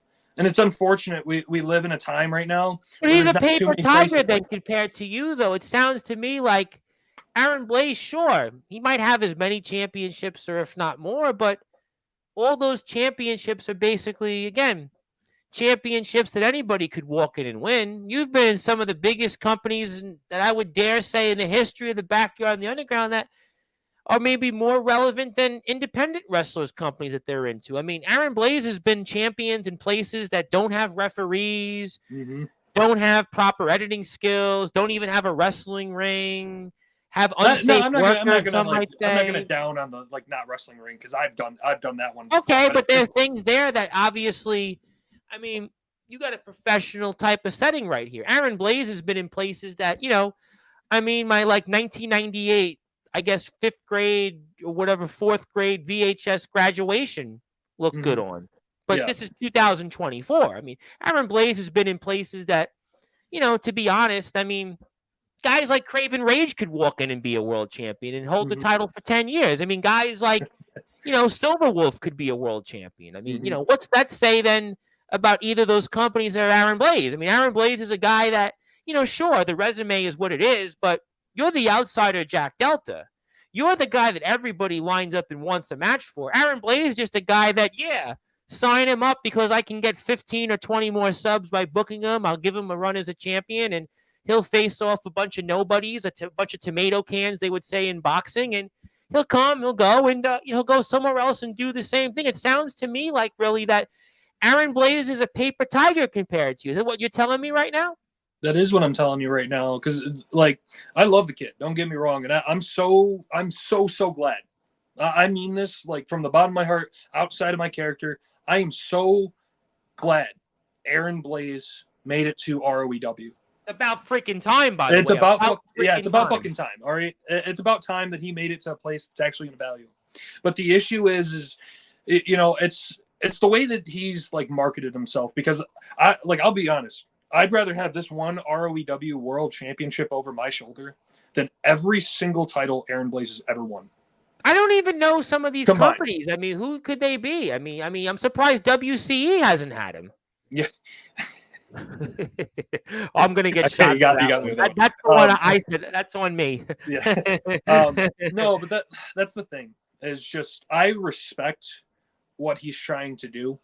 But if this was, I'll tell you right now, if Aaron Blaze chose some better companies, and for the next few years he's grinded his way the way that I did, where I don't look for people who are just going to afford me an opportunity because I can show up and they can throw a title on me because there was one funny one, right? Because he's got his like social media or whatever. He has this exact same photo that I do. I don't know if you've like dug through this and found this, but there's this exact photo where the UWA has this thing where we both went out there. We were both the outsiders. We both traveled to UWA, and we have the exact same 2 sets of titles. Yeah, we the Heritage Championship, right? The Heritage Championship. The Heritage Championship, and then that useless ass fucking champion. Yep. Yeah, the useless ass fucking CCW world title. We both have it. It's almost like they just like that's the one they threw at us because it was like sort of like the New Age title in Indiana, huh? Yeah, it's just like the Here You Fucking Go championship. You made it. You're putting over fucking guys who don't train. So it's like, here's these titles you guys can fucking have. But the difference is when I look at that championship, those 2 championships that I won, I'm disgusted. I actually am disgusted that like I was associated with that at one point where I was proud to hold those titles, where it's just like it doesn't mean anything. I think I had you last year. We were in the you were about to go to TBW, mm-hmm. and then you were in the middle of that. You had that run over there, if I'm not mistaken. Yeah, and see what it was like I didn't even promote that CCW match because it was so ass. And the thing with it, right, is he has that exact same picture. And when I started out, whenever I would travel somewhere and I'd win a bunch of titles, I'd be so proud to show them off. But the thing is, I've evolved since I've won those titles, and I recognize what those companies are. And it's just meaningless fodder. It's just you like when you start getting into being a traveling backyard wrestler like me, like Aaron Blaze, like Law, like LaFlame. You get I so think caught up LaFlame in the is the high. one with you two. I think LaFlame is the one I think of between the two of yous. I said it tonight. I think the only man that is in the discussion of travelers between you two currently that's pure yard is Mhm. LaFlame. And LaFlame's only bursted onto the scene this year. That's Yeah, it. I don't even think I that's don't think he something lost I want to travelers. like discuss too. Go Is for it. LaFlame is choosing the right companies. That's the difference. I agree with you on that. Yeah. LaFlame is choosing the right places to go because the places he go actually have steam behind them. And LaFlame He's isn't in out. Summer Bash too, and he's wrestling Soldier. LaFlame is going to Yeah, places like that. Like I want to see him. NEW, those guys are killing it. AWL, professionally run company. TBW, I think the world knows the stage TBW is in. He's going to Summer Bash. I mean, LaFlame is going to places to me. Like he ain't going to Triple W. He ain't going to RCEW. He ain't going to those kind of places. He's going to places that like I want to go out there and stop everything I'm doing. I stopped everything I'm doing tonight just to make sure I could watch LaFlame wrestle. That's the difference. yeah, and that's what you want to tune into. You don't want to tune into some like terrible ass product because you're not tuning it. Like that's the difference, right? Like that's how LaFlame works, and that's how Blaze works. You tune in to like watch them. You don't tune in to watch the product. So when you tune in and watch UWA, you just get so mad because it's just like Aaron Blaze could have took that same trip, could have took that same fucking trip and went and wrestled CJ Black or me or Yeah. JX or any of these Jason other people. Storm. How about Jason Storm? They were in the same company together. They could have done more of that in REW. Could have seen Exactly. more That's of my that. point. And it's just like you see companies like that where it's especially that Tennessee area. Like I was alluding to this a minute ago, but you get so caught up in this high of just chasing company logos and championships that you lose sight of what this is all about, and it's telling stories. And I'm past that point, and I hope Aaron can get to that point as well. That's what I'm hoping this ROEW run for him is. Whether like whatever happens between us, whether he like wins the championship and I go off in the distance, whether I beat him, yeah, it's similar to that. It's just a bunch of useless ass fucking titles. I have it. Right? I have the photo. I just threw that one first to kind of get. Yeah, because there ain't a single person in this entire fucking chat that watched fucking SPBW or CCW. No, Yeah, I guarantee you don't even know what either of those are. Well, I Like, mean, I do know it. I know them because of you talked about the UWA reference. I mean, I know them because I obviously do. But yeah, a lot of these guys in other feds, in major feds, yeah, they're not going to sit there. And I can tell you firsthand, guys actually tell me, I will have it like you. I mean, I'm not a wrestler, but they'll ask me like, well, who is this guy wrestled? Guys will tell me like, okay, where did they go? mm-hmm. And if I were to say where he's gone, it's not going to ring the same like you or LaFlame. LaFlame, people ask me, oh, LaFlame. Okay, yeah, he's gone there. Yeah, all right. I want to see, okay, yeah, you know what? That sounds reputable. Resurrection, reputable. They got great talent there. Okay, TBW, you've been there. AWL, you've done that road. Summer Bash, he's got Soldier GP. Okay, yeah, all right. Those are things that like people say, okay, he just wrestled Leonidas, TF Crew. He was their longest world champion, I think the second one in history. D Savage, the guy that's on the indies right now. Like, okay, like his resume, like of his opponents, like people go LaFlame. Okay, yeah. I want damn, that guy. He's really making a fucking name for himself. Yeah, he's testing the same pillars. guys. Blaze has not wrestled the same guy. Again, I love what he does, but it's not the same. It's not what you've done. What D'Angelo's done. When you were here last, D'Angelo was like, you stopped.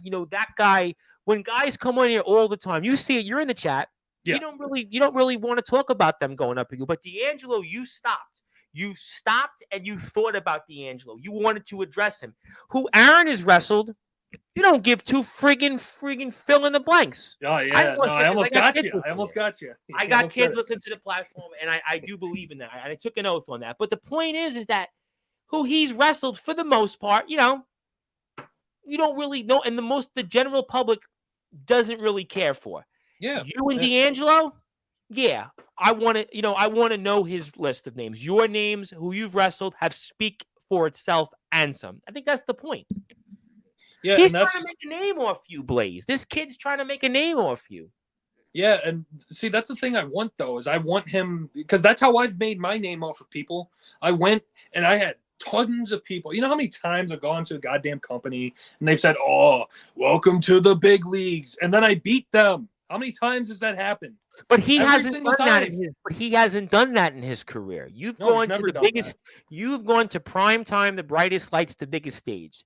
Yeah, He's still that's why wrestling when I things. faced He's off still with them, wrestling in places with Fisher Price with the training wheels on. He's yeah, wrestling in places that honestly, probably have VHS editing skills. That's the yeah, that's what difference. I mean. That's what I want from this. That's what I want from this feud with him. That's what I want with this story. That's what I want with this Sportswire podcast. I want him to look at those Instagram photos. I want him to look at my face when I'm talking to this camera and understand that I want this to be the flame under his ass to take this more seriously, because he's invested so much. Like, I know him personally, and it's So do like I. So do I. he's invested so much time and so much money and so much of the shit I into think he got going a to these bad, and terrible fucking I places. want to say, I want to defend him for a second. I think he got a bad rap for a lot of this. People thought, oh, he talks like, even one of my guys last week was saying, oh, he's a talker. He talks. No, no, no. I know this kid. I speak to him. I've known him when he was in XCW. You were there. He and I would talk, and he would, I can't tell you the things on the air about him. This kid, what he has done for this sport, what this kid has done, he is truly one of those guys that goes out there for the right reasons. He goes out there, but he's 19 and he's gotten bad advice. And I think that's why he's finally in the right place. This is why, for the first time, his career matters. His career and who he's wrestled, for the most part, was irrelevant. A few exceptions here and there. Okay, they were relevant. But, now it's relevant. Now, welcome to the big leagues, kid. Like James said, welcome to the big leagues. This is the first time he's in the big leagues. He's never been in the big leagues before. He's been in places that, okay, Indiana, XCW is a big name, but his run in XCW was a disappointment. I mean, you've addressed what UWA is, and there's a lot of people that don't think very much of UWA, to be honest. I like the guys a lot. I have a great relationship with them, but there's a lot of people that think UWA is really like, it's not the equivalent of ROEW. I mean, there's no question that ROEW is a far better product. I think there's no question about that.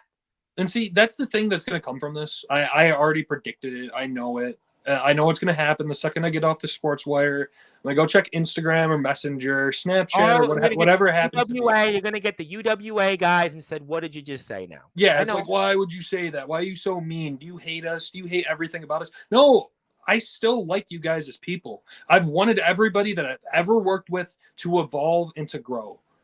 But it's been years. What? It's been like a year, 2 years? I don't know. It's been a year or two since I've visited you guys, and the product looks the fucking same. None of you guys have trained. None of you guys have done anything to prove yourself. You know what? I know I'm going to get in a lot of trouble for this, but there's a lot of people that tell me through the grapevine that they've tried to help these guys. They're all unsafe. There was an issue with Dalton Skull last year. He nearly died in the ring.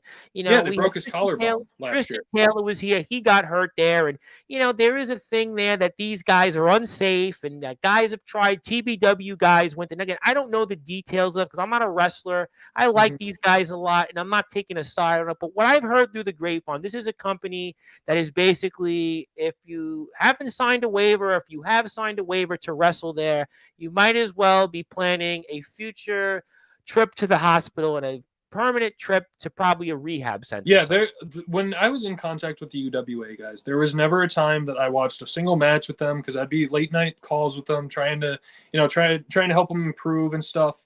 It's not that one either. See how many fucking titles this dude won? This was the Tennessee trip for everybody. If you go to Tennessee, you'll get an exact photo like this. Same one. Yeah. And but that's the thing, is just like there wasn't a single UWA match that I think I've ever seen in my life where I was watching it with them, or they like talked to me about it, where they were like, "Oh, we made it through the match fine and everybody was safe." Everybody always got fucking hurt, and then they just go out there and they put on these 40-minute boring ass matches, and like it's so insane. It's just like, how, like, I get that there's a certain like level of like you're on screen and you get to watch yourself, and there's something like euphoric about being on YouTube and having actual feedback from people. But then when people go to give you criticism or feedback, and this isn't just UWA, you can apply this to anybody in this chat. You can apply this to anybody in the backyard and underground wrestling scene. If you've ever been criticized It's a good fucking thing. Learn from It's funny you said that because I only Oh my learned God, that in the dude. last. I only in the last few years learned that because I told the story of my mother used to always be like really, would criticize me for a lot of things, and I didn't learn it in the last couple of years. You know what? In a way, I was better off from it because I don't think if I was just told everything was so great, I don't think I would have been good at this. I don't think I would have been as successful in life in a lot of things I did because of that. And I think constructive criticism is good for people, but there's a lot of people that just want to think they're the greatest and thinks in sliced bread. And No. unfortunately, there is this thing that a lot of people think that particular company, these guys, are honestly, kids don't try this at home. And, Dalton Skull's the example. And I love those Yeah. guys. This is not a knock on them. I know people are going to perceive it, but in this particular case, I have no issues with them. They have been absolutely outstanding. But there's a lot of people that feel, and you were in that company. I have no right to judge you on that. And a lot of the TBW guys, and James has talked about this, that these guys honestly really shouldn't be in a ring. I mean, Aaron is putting his life, I guess, at risk and jeopardy to go there every time. I mean, Yeah, I'm sure. yeah. No, that's actually a fucking excellent point. You're going out there and you're risking your entire fucking future to wrestle. And I'm sorry, I love these guys as people, but in terms of like on-screen characters and product and stuff, like you're risking your fucking life to go wrestle CJ and Jake Howell. And the video editing And was like 1998 VHS. I mean, yeah, seriously, I will say on they that, have they Indie have to Angle in a improve the fucking VHS. barn. It's shit like this that pisses me off so bad. I can't like even articulate in words. No, what like, you've done, Mr. Delta. I mean, listen. You have done so much in this sport, and you've been out there. You're very good friends with James Fury. I mean, I actually know very well through a good buddy of mine, Daryl Johnson. So I know when you talk, I'm listening to it. And unfortunately, Aaron has gone into a company like this, from what most people would say, and obviously, what does it gain from him to win a paper title or win in a place that, again, and I heard through the grapevine there was certain things said about Dalton there and the guys that are there. Again, I like them dearly, but I think that, again, this is like when we talk about Silver Wolf in the ring. This is like when we talk about other guys, Tyler Ark, that have been out there, and people look at that. And Aaron is making a mockery of his name. I mean, Jack, I'm going to say, I know there's so many comments. I'm going to get to them, but I think in a way that, sure, this could be the match to decide who's the greatest traveling wrestler of all time in the backyard. But it sounds to me like Aaron Blaze has made a mockery of his name and what you've done for this sport. I think Aaron Blaze, it's fair to say, from all the places he wrestled, is making a mockery of what you've done. I mean, D'Angelo the Flame really should be the one that's in the shoes of Aaron Blaze, from what you told me, because D'Angelo the Flame is the one. He's in places that they really matter, and he's wrestling in places where it's kids don't try this at home, it seems. Well, to a certain extent. I'm not going to drag his name through the mud because I still do. Oh, I love Aaron dearly, but I'm just saying what it sounds to me like, that he's in places that, they don't matter. They don't. They don't. But the thing is he's a legacy. He's not holding your legacy well. No, and that's the thing is I'm on my step 2. I've wrestled places that I don't like, and I view them as that now. He's in his step 1, so I'm hoping that like this feud, the run with ROEW, like everything that entails with that, it doesn't matter. Like these things don't matter. Like this championship isn't going to matter. The match against me is going to matter to a certain extent, but it's not going to matter. What matters next is the next company logo that goes on his little picture. Where does he go next?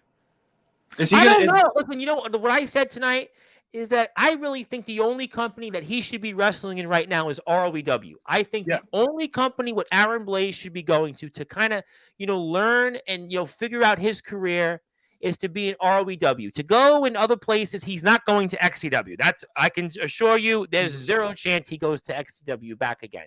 His own company, okay, fine. He wants to do that, fine. Yeah, I view that more as like a passion project more so than like I mean, UWA. Does anybody really notice the run in UWA? I mean, yes, I love UWA. I love those guys, but does anybody really care in the Sportswire community, right? If you're out there right now, let me ask you this question. Do you care if Aaron Blaze is in UWA? Do you care?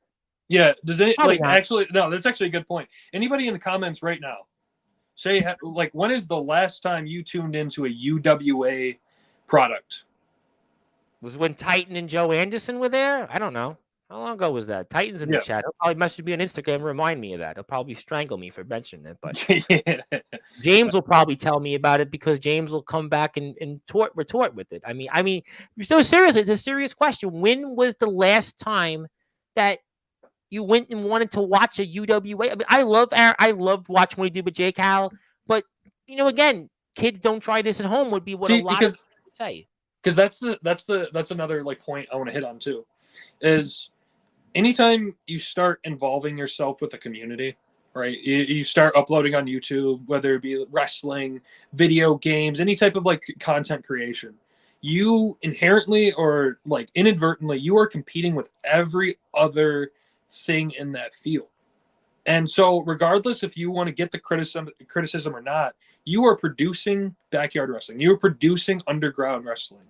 So it's either you involve yourself with the community and you bring in these names and like listen to them, or you completely segregate yourself and you stop listening to people and understand what your product is and why people don't want to work with you. Are you saying then that a company like UWA is tone deaf and that they're really playing the part? Are you saying that? Yeah, no, because like you alluded to it earlier, but there was like a point when I was at UWA when I tried sitting there training with them for a minute, and they were looking at me all weird, like they had never like done it before, and I assumed they only did it for as long as they wanted to because it was me.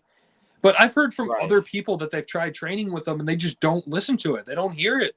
They don't want to. They just it's the thing where it's just like they're having their fun with it, but the issue is that it's a part of what I do. And I got the experience of that because I wanted to go there and help them because I like CJ as a person. I like I Jake love Howell all those guys. as a person. Really, this is not a personal affront on them, but That's the thing. It doesn't matter what I say; these words are going to come to them, like because that's just how the internet works, right? These words are going to be separated off. Yeah, this is a different case because there is been a lot of talk from other people. This is not like, okay, when we talked about XCW, okay, this is a different conversation because you even have XCW up here. In XCW, there is a different conversation. But I think here, almost a lot of people outside of that Fed have said, and again, I don't know. I'm not a wrestler. I have no idea in this. They have said that this is a place that, if you want to wrestle there, you will probably have a ticket to the hospital and probably a long stint in rehab. Yeah, and you can see that in the few matches that I did there. There were a few times that both of that because I think when I was at we're gonna really break the foot. I'm gonna actually save you here for a second. You actually told me you didn't want to share anything of what I said about your experience there. Yeah, no, right? you to break the fourth wall even more. There was he had CJ on recently. Yes, I had him about a couple weeks ago. Yes, I did. Yes. Yeah, not the good one, not the good guy. He had CJ on, and they watched my match. And Tom does his like advertisements of like sharing if he talks about a specific person and they're not on, he'll put them on Instagram or Facebook or whatever it might be, and share or whatever. But he was like talking with CJ about the match I had with him, and like I already didn't like the match. Like when it happened, I didn't like the match. Like in post viewing of it, the one time I watched it, and as a showman and as a character, I still respect the fact that they put me on their product, and I gave them like a fucking congratulatory fucking suck off at the end of the thing where I was like, oh, thank you for having me. Respect, yep. Blah, blah, blah, blah, blah. But you shared that clip and I was watching that match and it was so bad. You explained to me why you weren't sharing. Yeah. I texted Tom. I was like, Tom, I'm sorry, I can't share it. Like people are gonna see me tagged in this and probably fucking hound me for fucking selling the stuff that I sold. But it was just like, see, I wouldn't mind that because there are times that I go out and have terrible fucking matches like that. But the point of me going to have those terrible matches that people can go shit on for eons is that there's a hope and there's a prayer. I feel like at least when you went to XCW and VTW, there's a heritage there. At least you went there and there were competent workers. Yeah, there's people there. There is professionalism there. I didn't agree with how you were portrayed, but at least I can say, you know what? Yeah, okay. Those companies, they can come here and people would at least they would respect them. They may not like everything, but there's things you could take away from it Mhm. and say, okay, you know what? Yeah, that makes sense. You were there. But like, you know, unfortunately, some of the places that he's went to, in particular, this one, again, I'm not a wrestler. I don't know. I don't want to sound this, but okay, he's saying this isn't a case I don't have a vested opinion on because I don't know. But what guys continue to say here and on and off the platform is that this is a place that, you know, Dalton Skull is a big example of it. Everybody loves Dalton Skull, but Mhm. Dalton Skull had something happen to him, and you know, he got really hurt. And, you know, we actually showed what happened to him here on the platform. And like, it's really scary. And, you Yeah, know, and like, literally all of that could have been avoided. He could have had months and months added like back to his career and to his life at that point yeah. had he trained, had he figured out how to take a chokeslam bump and not figured it out in the moment and then broke his collarbone. Because like regardless of how sad you might feel, you broke someone's collarbone. Do you know Oh how my God. fucking I insane got to that be is? honest. I would feel bad about that till I would go in. I go until I get buried across the street from my house in St. Peter's Cemetery. I mean, I would Yeah, be. no, there are times that I like accidentally clothesline someone a little too hard, and I think about it for the next few days. I can't imagine fucking breaking someone's collarbone and then continuing to have the goal to wrestle without training. Like that is so fucking mind blowing to me. Like, No, I think it's a very listen. You know, and this is, and I hate to say this is turning into Aaron Blaze, but he's going to. But I think the real nook of the cranny here is we're speaking with Jack Delta, of course, who's the ROEW World Heavyweight Champion. This is Jack's Instagram page. He's at Jack Delta 1999. Also, please support ROEW on YouTube, Instagram, and TikTok at ROEW Backyard Wrestling. I think that the issue is that Aaron is going to places that he didn't matter. And, you know, yes, this is a match for the greatest, you know, backyard, you know, underground traveling wrestler, sure. But to me, it sounds like that he's coming here really. And I don't know, what is this a mockery of you? I mean, do you think you're being made a mockery of? yeah, I do. Be honest. Be honest. Yeah, We're yeah, live. I do. Because I look at it the same way. Because I used to be in like good cahoots with Captain Law, Jackson Law. We don't talk too much anymore, just Well, because he's the it's like, figure I'm actually do for his own safety. I have said no comment on for this platform. yeah. I used to be in like cahoots with him and Blaze about just like the extent of where we travel and what we do, but I feel like they just don't treat it the same way. They don't understand like the basis of like because here's one thing that really gets under my fucking skin about this is just every time I go out to a specific place, and like the very few times per year, I actually have the opportunity to sit there and talk story in the ring, and we actually get to like cut promos on each other, and we get to talk face to face about our careers and all of the stuff that happens. Not a single person in the underground or backyard community at all has anything to say about me besides me stepping away or my injuries, because they have absolutely nothing on my character. There is not a single fault in my character that you can like hound on. So people that sit here and talk about how many times I get fucking hurt, how many times I step away and take a break, you guys don't understand how much most people in this chat are so new to traveling. You know, they're in the honeymoon period of like the car ride is euphoric. You sit down, you get to hang out with your buddies.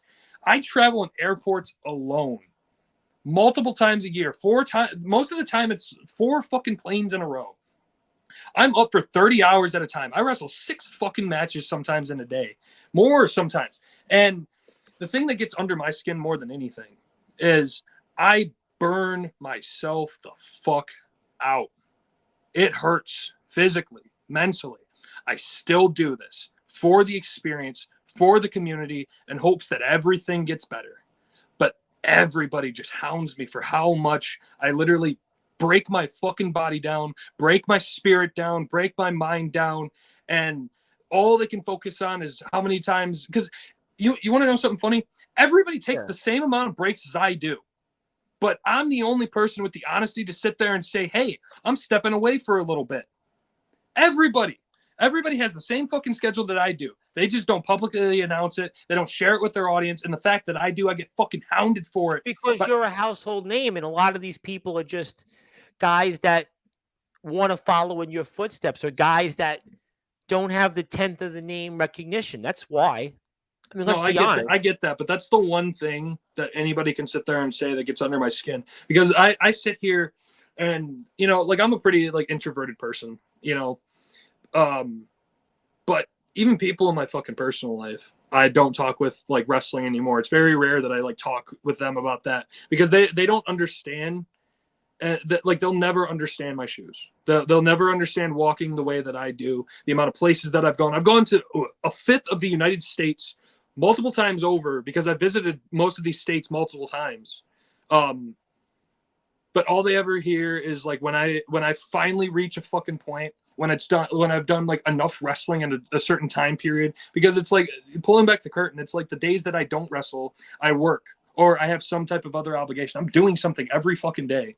And it's like when I finally reach the point of burnout, all anybody ever talks about, I could show people fucking matches, I could show people this, I could show people that, but all they ever talk about is like, oh, I thought you were done, I thought you were on a break. And it's So like should they Aaron never. Blaze maybe reevaluate his plan? Should Aaron Blaze maybe, again, he shouldn't step in the ring with you. Aaron Blaze has come here. He's tried to make a mockery of you. This kid Mhm. should maybe decide that, you know what, maybe he should go to college. Maybe he should go and get a girlfriend. Maybe Aaron Blaze should, reevaluate his plans and find something else to do. Because if you're going through this, and this kid's wrestled in, a tenth of the kind of companies you've wrestled in, maybe at the end of the day, Aaron Blaze should figure out something else to do, because clearly, I mean, if you're going through this kid doesn't want this smoke. He doesn't want that heat, what you've gone through. I mean, No, but that's the thing. I know he wants to go through this. I know he wants to sit on those fucking Greyhounds. He wants to sit on the planes, because he treats his social media very seriously. He treats this very seriously. But the issue is, it stems from the fact that people will never reach the level of stuff that I did, in my opinion. Because like even D'Angelo, even Blaze, even Law, they get these like short little bursts of doing like quick little like things here and there. But it was literally like the summer of 2023, the summer of 2022, the summer of 2021. I was bouncing around states like a fucking pinball. I would say in the cases of Law and Blaze, as an example, but they've gone to places that, with an exception of a place or two, that what do they matter? LaFlame has a tryout with TNA and NWA. I mean, LaFlame, at least people treat him seriously. Mm-hmm. When I mention his name, people go, yeah, I respect him. Where he's gone, he's doing something.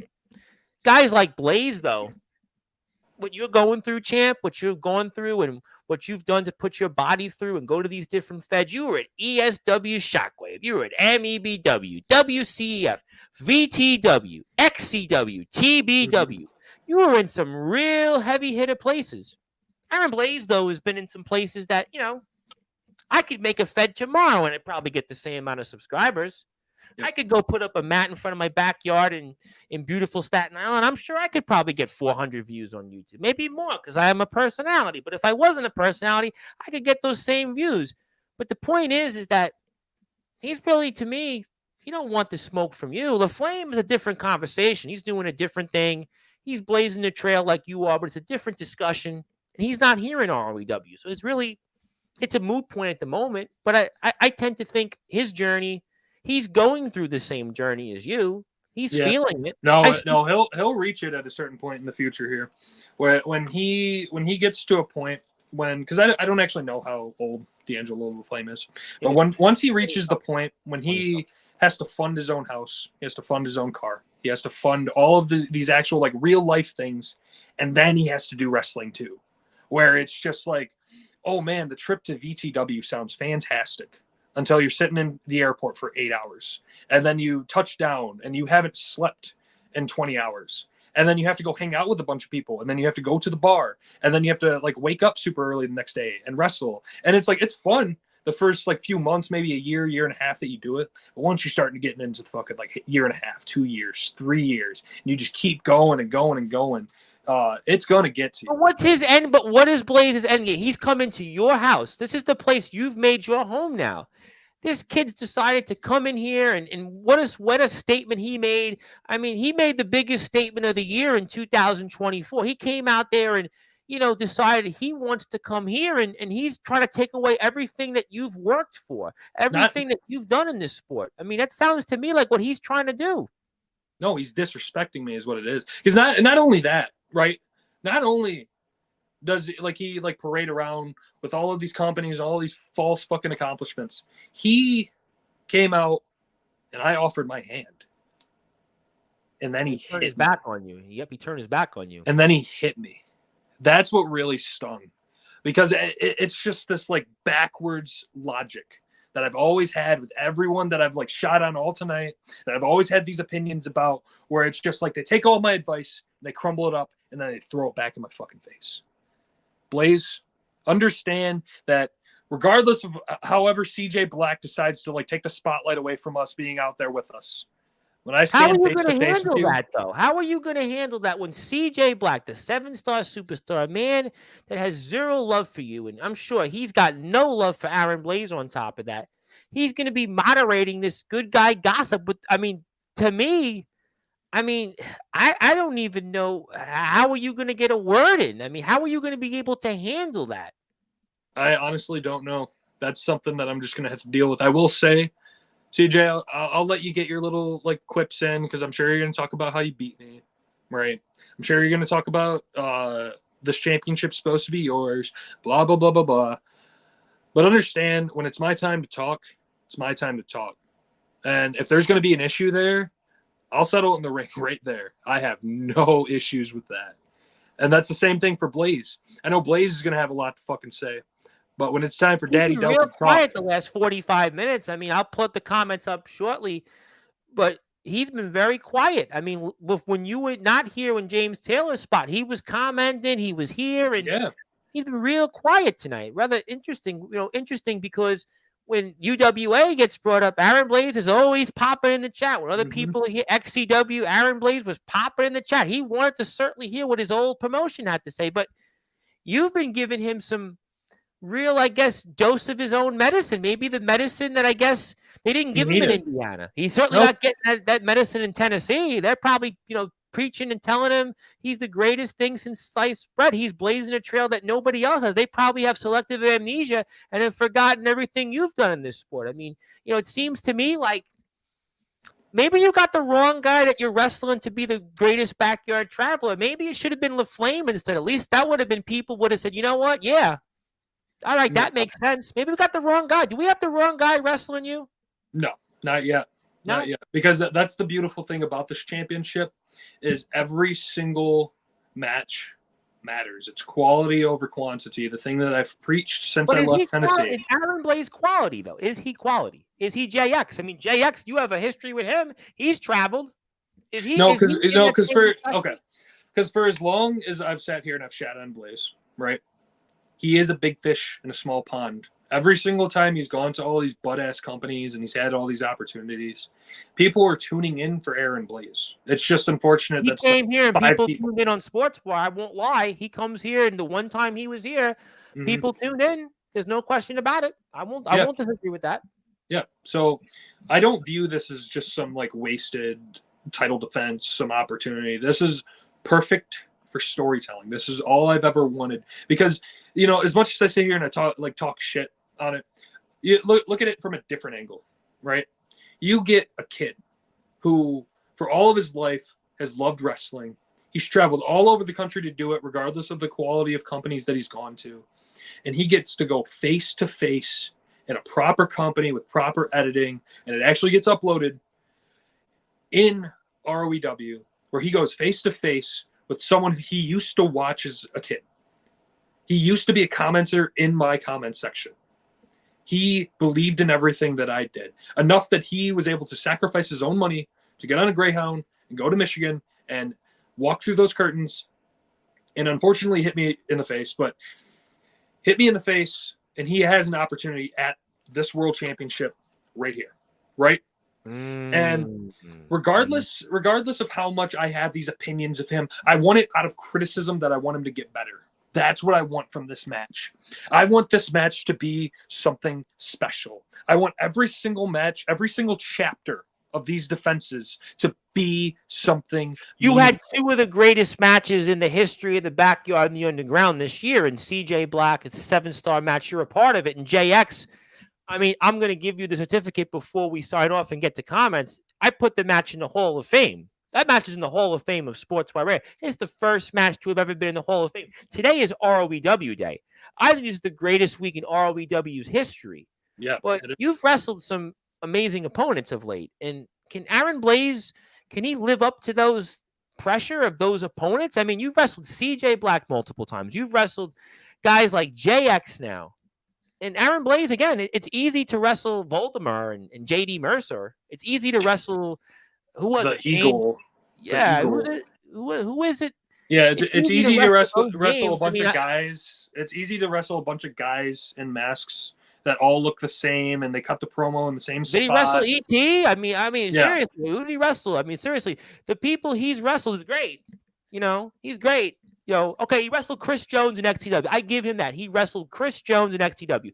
You didn't get the Chris Jones, but you didn't get Chris Jones of 10 years ago. I completely agree with you. And you didn't get the Chris Jones in his heyday. You got Chris Jones now, who's feuding with Brady Branson. You didn't get Chris Jones of years ago.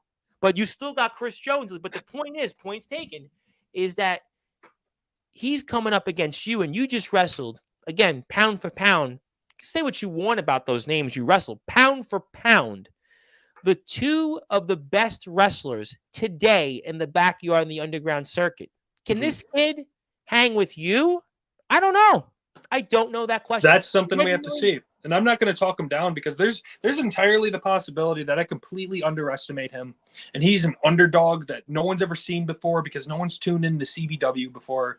And he just somehow manages to pull the miracle on 34th Street. And he's able to hit me with a burnout, and I lose my championship. But that's the wonderful thing about it is you're going to have to tune in to find out. Oh, we're going to definitely tune in to find out. I have a lot of people that do want to sail, and I promise to get them comments. Before I give you the certificate, I have to get to them because people really have been fired up. And there's so many people here still. They were so happy to see you tonight. Anytime you're here, it's a big deal because you don't come here often. So let me get to people because I promised I would get to them. Let me get to comments. Okay, here we go. Okay. Zilla says she wants to manage you or either Atomic Titan. That's interesting. Thank that'd you, be Zilla. Awesome. I want to see who is Zilla. CJ Black says 20 people at 1 o'clock in the morning were to see him. Maybe. Who knows? I don't know. Zilla now wants to also manage. Zilla now also wants CJ Black to be the manager for her. So who knows what else? Also, yes, comment on every video saying you support someone, whether they're heel or face. You're well on your way. CJ Black giving us riveting conversation. It's amazing how full circle me and Delta have come. I appreciate the kind words. I am very excited about Endgame. Endgame is going to be a great show. There's a lot of great people going to be on that card. Christopher James. You're going to have Seth Maverick, CT Matlock, Victor Thorne. See, this is one thing I want to mention too, because I was going to mention this earlier with AWL. AWL is one of the only like backyard underground like places I respect because they've gone the indie route, right? Because they're getting more training, they've got a building, they're like have an audience or whatever, but they still value YouTube production. That's why sometimes people in the community pile on them. I stick up for them because I say no. I'm telling you, I've seen how far that product has come. I always will say, I know guys like Steele, guys like Taylor may not have their opinions, and I love those guys dearly, but that's why I stick up for AWL. Because at the end of the day, they're still a YouTube product. Exactly. What's next for Jack Delta? Well, you've got a match with Aaron Blaze coming up in a Good Guy Gossip show. So that's pretty much the answer on that. Genuine question. Beside places like ESW or TBW, are there any other companies in the South? In the South that I want to work for? Yeah. I mean, AWL eventually, like I want them to have, there's just like I don't know, it's like an arbitrary like glass ceiling I want them to hit that like go out there for. But in the South, I got a good one after. I gotta let CJ Black ask you this question. It's gonna be. Am I gonna like Tom and Jerry pass out from like how mad I'm gonna get from this fucking comment? But in the South, no, not necessarily. I mean, there is one opportunity that I had that was an indie company out there. There's like one guy I met a few years ago. It's called Pro South Wrestling, And AJ Styles wrestled there one time when he was like IWGP champion. So there's like that footage. That place I want to wrestle because there was a guy named Sean Christopher that I met. Okay. I think I heard the name. I met him a few years ago, and he's always wanted me to come down there.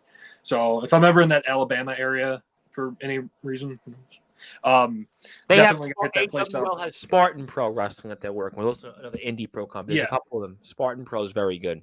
Yeah, but just like in terms of like any question that relates to me traveling anywhere else, the only places I'm going is places I can wrestle multiple matches and do multiple stories. So it looks like I have a YouTube like product and I can promote it for months. I'm not going out for one fucking match anymore. So I'm gonna put it on the screen because this is where it's gonna get interesting. Question for Bart Simpson: 3 worst feds you've been to. I know which one he's waiting for you to say. I know which one he's waiting for you to say, dude. I know which one he's waiting for.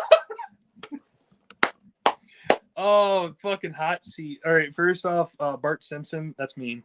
But 3 worst. Actually, you know what? I'm gonna look at my old list. I'm gonna look at the logos. I can say for certain, without a shadow of a doubt, the worst company I've ever wrestled for was CCW. Titan DM me about that, actually. Yeah, I told you he messaged me about it. Because that match and everything that involved that match was just so terrible. It was like 5 minutes. Every single move looked like ass. Every single like there wasn't one redeeming quality. It was so bad that when I went to go search for CCW on YouTube, I could not find my match, even with my name attached to the video.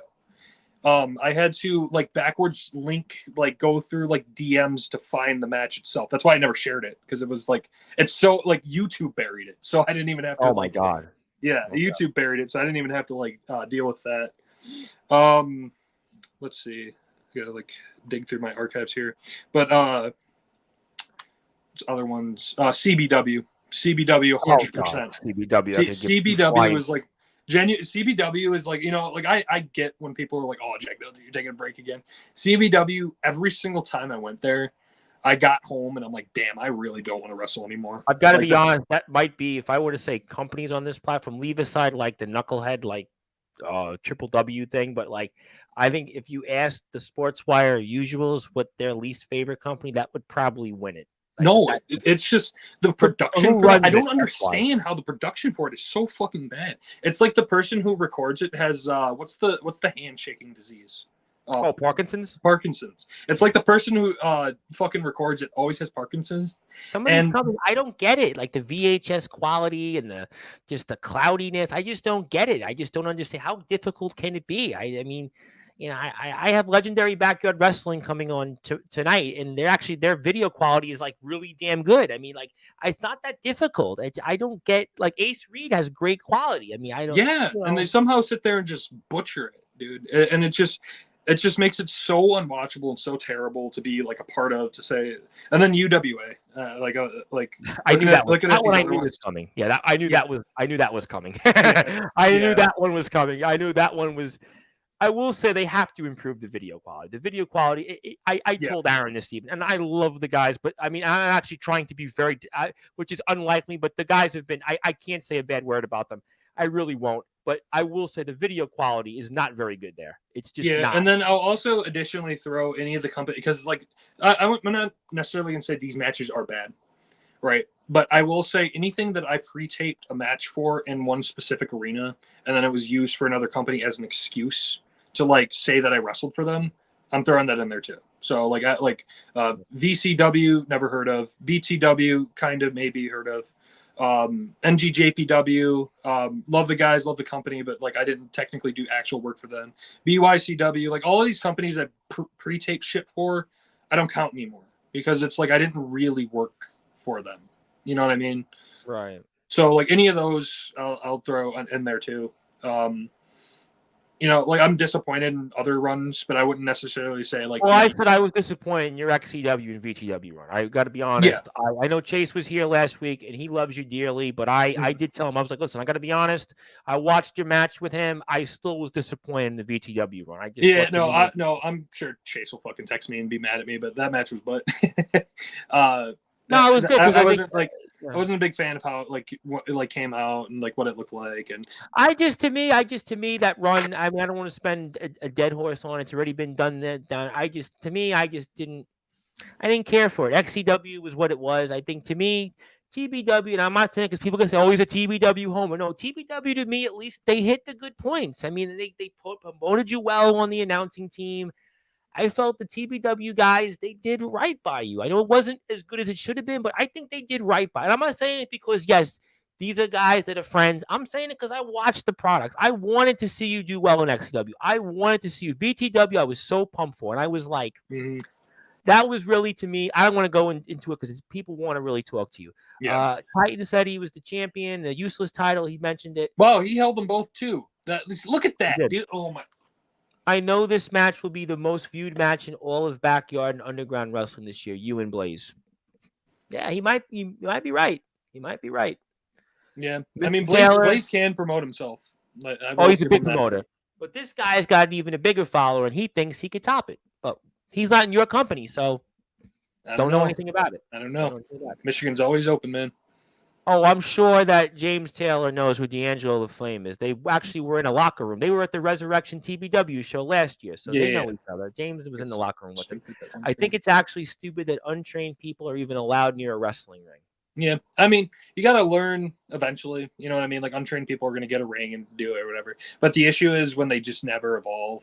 That's the problem. Things though in the ring that to me would be like, I don't know. This is why I'm not a wrestler. D'Angelo James pretty much gave some opening there. And that's Julio when he comes out for his entering. Yep. And James is happy you're letting it rip. For real, Delta, I held that Heritage and CCW title at the same time. Want to say hello to Scorpion the Assassin, one of my friends. He likes all my posts on Instagram. Scorpion tells me what I'm doing. He's one of the, I got to say, Scorpion's all right by me because he tells me what I'm saying. He tells me what I should be thinking about. So cheers to him. People need to stop dropping money on flashing gear and spending it on real pro wrestling training. That was the line that I think Eric Bischoff was knocking like Jimmy Hart for, because Jimmy Hart's deal was he wanted all the wrestlers coming into WCW have like the best gear, but their wrestling skills were like crap. Yeah. If I criticized everyone the same way I criticize myself, they hate me even more than I already do. Well, no. I want to talk about that because go for it. CJ, like pulling back the curtain a little bit. CJ is the biggest critiquer I've ever seen in my fucking life. We beef with people on the roster that we have right now about how we produce stuff and the quality of like other people's matches in ROEW, because I can promote my stuff as much as I want, but sometimes some people go out there and it's not up to the best standard, and we go back and forth on that. But CJ, with the way he critiques, I wish people would listen to him. I wish from the bottom of my heart people would listen to fucking CJ Black's critiques, because he can talk out of his ass all he wants about how like this championship, he needs it back, and he's screwed out of this, that, or the other thing. But his wrestling criticisms are better than anybody's I know. No, I gotta be honest. If we're breaking the fourth wall, I know he's gonna say, "Oh, well, you speak to everybody. You try to listen to him." I do try to listen to what he says. I do. I actually, if he says something, he tells me things, and I try to hear it, because he's got a good mind. His mind is like, he knows things that like most people wouldn't even pick up on. I was highly upset when I heard about Dalton getting seriously hurt. Yeah, we spoke about that when Dalton was here, and Jay Cal was the one who did it. Yep. I know. Yep. And Jay Cal, came here and was in his pajamas on Sportswire, which a lot of people didn't like either. He came here on the show and he was here, Jack, and was in pajamas. Oh, dude, it goes up there with like top 5 legendary moments of like fucking Silver Wolf trying to smoke in a crowded room with people. And I've given up on Silver Wolf. James had a eulogy, a rant, and then that one Sportswire where we tuned in and Xavier Thorne was playing like PS4. I think those are probably the guy coming on here soon about Xavier Thorne, which I'm sure it's going to be get the popcorn ready. I can't say when and what it is, but there'll be somebody in his past that's coming on to basically get the popcorn ready. CJ Black thumbs down. I'm not sure why. To be honest, I don't count any titles outside of TBW anymore that I've won. It's irrelevant to me, to be honest. Scorpion says anyone can hold a title. People can travel anywhere. It's a fair play. Yeah. I've only recently started watching. Okay. Anyone can travel anywhere. Anyone can hold titles. Not everyone has true talent and puts the time and energy to truly get real pro wrestling training. Videos, but real training. I understand that. I mean, there is a point that people want to. When I speak to when the British guys come on here, there is a point that people would like to see some training. Everybody's different. I can respect that. I understand where he's coming from. But now I need to watch it. James says you're not missing much. I want to say hello to Sam Reeves. Sam, I think I have coverage with you coming up soon with Mr. Anthony Arias. You might want to stay tuned for that. That's exactly why I won't travel to companies with the ring. I'm not trained, so what's the point? The risk of getting hurt for zero pay isn't worth it at all. That's what some people believe, I mean, well, that comes down to you with a critical call, because it's like you can tune into places like ROEW and you can see that we have an excellent idea of what ring training is supposed to look like, even though we're underground and backyard. You know what I mean? Because I've luckily had actual pro wrestling training, but CJ Black he's never had pro wrestling training, and he teaches me things sometimes. Like, isn't insane as that sounds? But I know, it's crazy. The quality call of saying like, oh, UWA has a ring. Don't you can just tell by how people wrestle. Yeah, and the Dalton thing, I was even watching the Chase Sullivan ET match. Oh, that Barnett. I mean, I watched even the CJ match they had with Sammy Slade and Dalton, and unfortunately, look, and again, I know I don't have the same eye as you, but I always go and say like my logic, and I think I know enough about wrestling to say, Well, that's the difference, right? Like you went and watched me and JX 4 times, right? I watched it 4 times. I believed in because you understand, like, even because you've watched enough at this point that you understand. Omen and Soldier, I might watch almost as much because everyone knows there's a certain relationship that I might have with Titan, Omen, Soldier, James. But leave it aside. I watched your match 4 times. Yeah, I watched. Yeah, and it's because you're getting to a point where you kind of understand some things, but you've never done like the how-to on like what wrestling is, and not necessarily that you need to know that. But I'm just like, my biggest point from tonight, outside of like the stuff promoting ROEW, is I hope that people in this All Wrestling Matters like group, everybody that comes onto Sportswire, everybody here that hears this retroactively, everyone that's going to attend Summer Bash, because I know that's going to be a massive deal for this community. Sure. I don't care that you guys are untrained. I don't care that you guys are running like fake indie promotions like in the building. I support the fact that you guys are trying to, like, you have enough love for wrestling. I think Andrew Lovelace is there. He's trained. You have a couple of guys. He's an indie wrestler. You have a couple of guys, I think, on the bill that'll be Yeah. I'm not saying everybody. But I'm saying the majority. Okay.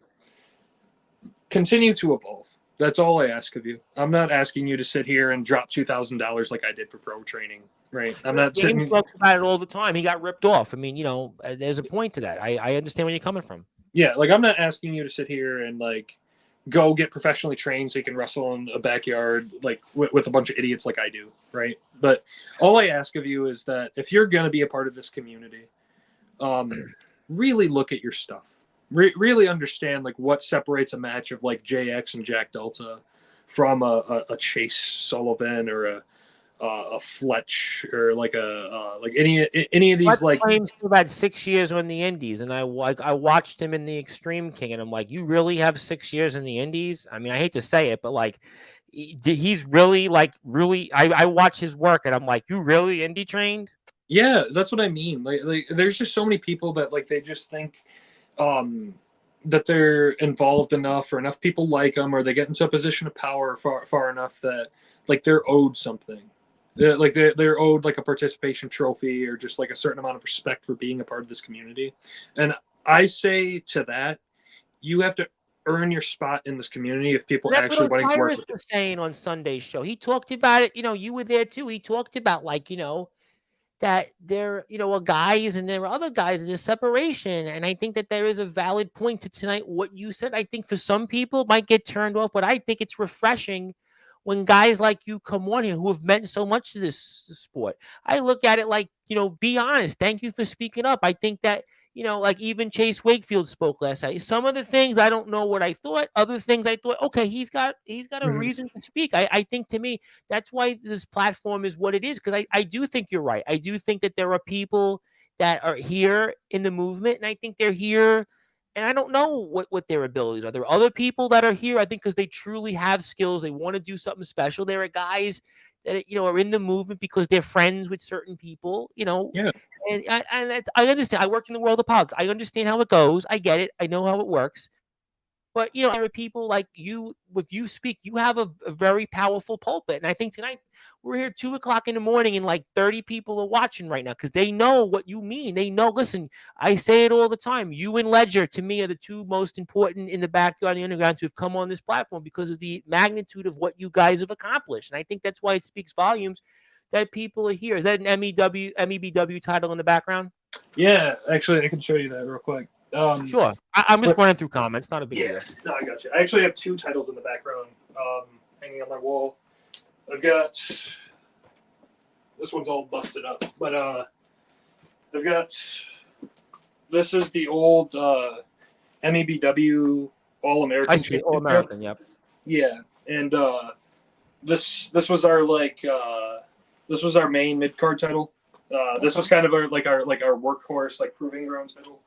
Things really busted up, but Wow. when MEBW ended, everybody kind of split off, and everybody got their own titles. But then the second championship, this green one, big reflection. It's really busted up too. Kind of represents me and my body. That's why I like it so much. But the international championship, it's a green belt. That belt has been around America. It started out in Alabama, and then so then it went from Alabama to Georgia to Nebraska, back to Alabama to Michigan. Wow. Yeah, and so the point of that title was there was a company ages ago called ATW, it was Alabama Trampoline Wrestling.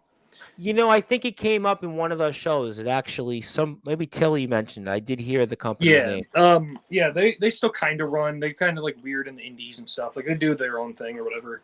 I still like those guys. I don't talk to them much, but ages ago I went down there and I wrestled for them. And the point of me winning that belt was it was going to be my traveling belt. It was going to be my internet championship like LaFlame has. But years before he did it.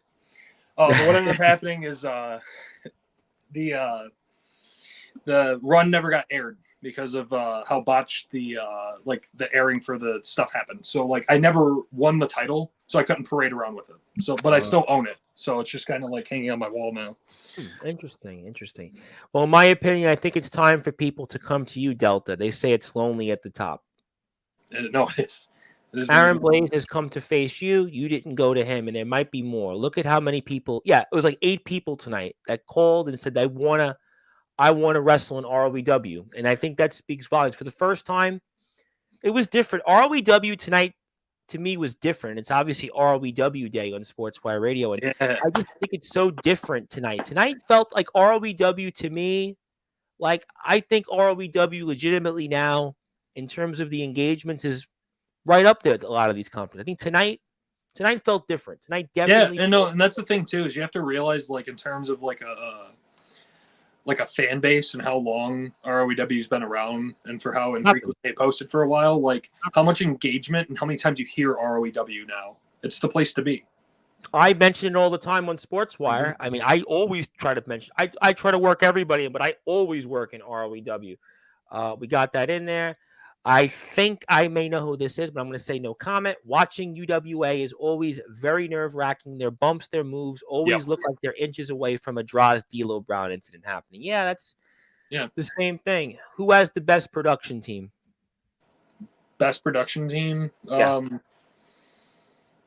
Love ROEW and AWO because they're both very similar. I think they have I don't know if those announcers are brothers or something, but No, I love both of those. I love VTW. Like I've had my Yeah, VTW. I will say that their production is fantastic. yeah, VTW is excellent.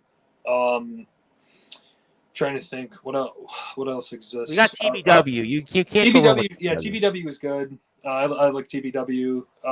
Most of the other places are just kind of like weird indie amalgamations now. You know, like IMF's cool, but like they just got like indie ass angles now. Yeah, it's really I they don't don't. really care for the It's more product. they just upload the indie matches. They don't really. It's not what it was. So it's really they're Yeah, just that's why like I uploading didn't know matches. until I went on to the Sportswire like podcast that like Jason Storm even won that DKW title because I'm It not just watching it IMF was on YouTube. posted yesterday. That's why you Yeah. didn't. I'm actually going to throw one out there. Believe it or not, Legendary Backyard Wrestling has a really good production. I mean, the product I'm sure you'd have an opinion on, but their actual layout is really good. I have to say, believe it or not. Do they do? Because I haven't tuned in to them for a while. Are they still on a trampoline? Yeah, it's Yeah, CJ Dunning. yeah, no, and I'm fine with that. Like because there was a company I wrestled for in Michigan a little while ago. It was called TWF. Oh, I think it came up at one of these shows. I Yeah, definitely somebody mentioned it. TWF. I absolutely love the guys, but their company went to dog shit when they got a ring. I thought they were perfect when they were on the trampoline because they could do moves that were safe. And you know, there's this huge fucking stigma. I know like it's hard to watch sometimes, and I know it's like goofy to watch, but I would much rather have people wrestle on a trampoline and be safe and have fun Well, than that's get a what they. ring. I gotta be honest. They that's what they do. They go out there. It's all fun stuff. They even shot a cinematic match. They're like, I really like them personally. CJ Junt's a good guy. You know, he's trying to really help out with the Nexus. I have their guys come on here. I Yeah, really think and they have a I'll, good I'll production. always have an appreciation for people like that because everybody always like you know they get so like caught up in wanting to be a part of the community that they see all these people with rings and they think it's gonna like further their like wrestling knowledge and further all this stuff. But literally, like the most fun part of this is like actually hanging out with the people at the tapings and like being Yeah, and friends. I think that there are companies that have that, and I think that that's why I would throw them in there. I'm sure that we'll talk about that for the next 2 months on Sportswire. How you doing, C Money? Got a big victory over CJ Black. Very big victory for him. Yes. What's up, C Money? I got a good one from James. Question: Your honest opinion on me as an owner and promoter for all of you. I think you kind of talked about it earlier, but I'm sure Oh James. yeah. All right. Can hear Here's my response to that, Mr. Taylor. Please go like an hour and a half back and see my impression of you. I know because it involves you, you're gonna like click it. that fucking YouTube button, back. You're gonna find it, and that's my honest opinion of you. So And want to say hello to the only three-time Hall of Famer in Sportswire radio history, Mr. Justin Parsley, Jack freaking Delta. Yeah, Justin, good old Justin Parsley. Who, by the way, I don't want to spoil it, but you'll probably see him on Monday. You'll probably see him Monday night. Stay tuned. And yeah, you'll probably see him Thursday night, actually. You'll probably see him a lot, actually, because of Summer Bash. You're going to see him a lot. But yeah. No, I love me some Justin Parsley. That's definitely one of the best connections and like things to ever come out of love XCW. Justin Parsley. Love Justin Parsley. Love him. Love him so much. He's actually the bridge right now to XCW coverage. So I have to say, actually, I'm happy about that because a lot of guys there actually are really good guys and they want to be here. And I'm happy that we can have that there. That's a good one. Thank you for reminding me about that. ATW is an underrated one. Thank you. I think we talked about that. You mean Dak Ryan? He's been wanting to come watch a show. Oh my God, that is such a deep cut. Yeah, Dak Ryan is such an old head name for like my community. I love Dak Ryan. I actually had a 3-4 hour phone call conversation with Oh, a few wow. people catching up, and Wow. he used to be a big fucking deal in the community. But he Well, I've went. had a lot of the old GBWYN guys reaching out to me. So, I mean, you know, if somebody wants to connect me, I'll bring anybody on sports because I have some of the old GBWYN guys coming on. So, if there's anybody that thinks that it would be worthwhile for me to speak to anybody, let me know. I mean, drop me a line. Yeah, that'd actually be an interesting one. I'd be curious because he went the indie route, so a lot of the like backyard stuff is off of YouTube because it's like it's so hard to like try to like promote something like that. But he, how do I word it? He meant a lot back then, and Well, if there's anybody out there, I'm sure I have Mr. Hardcore coming back again. Copper Dragon speaks to me. There's other contacts I have that are coming on this month in July. So I Yeah. offer it out there. I'm open to anything I could do.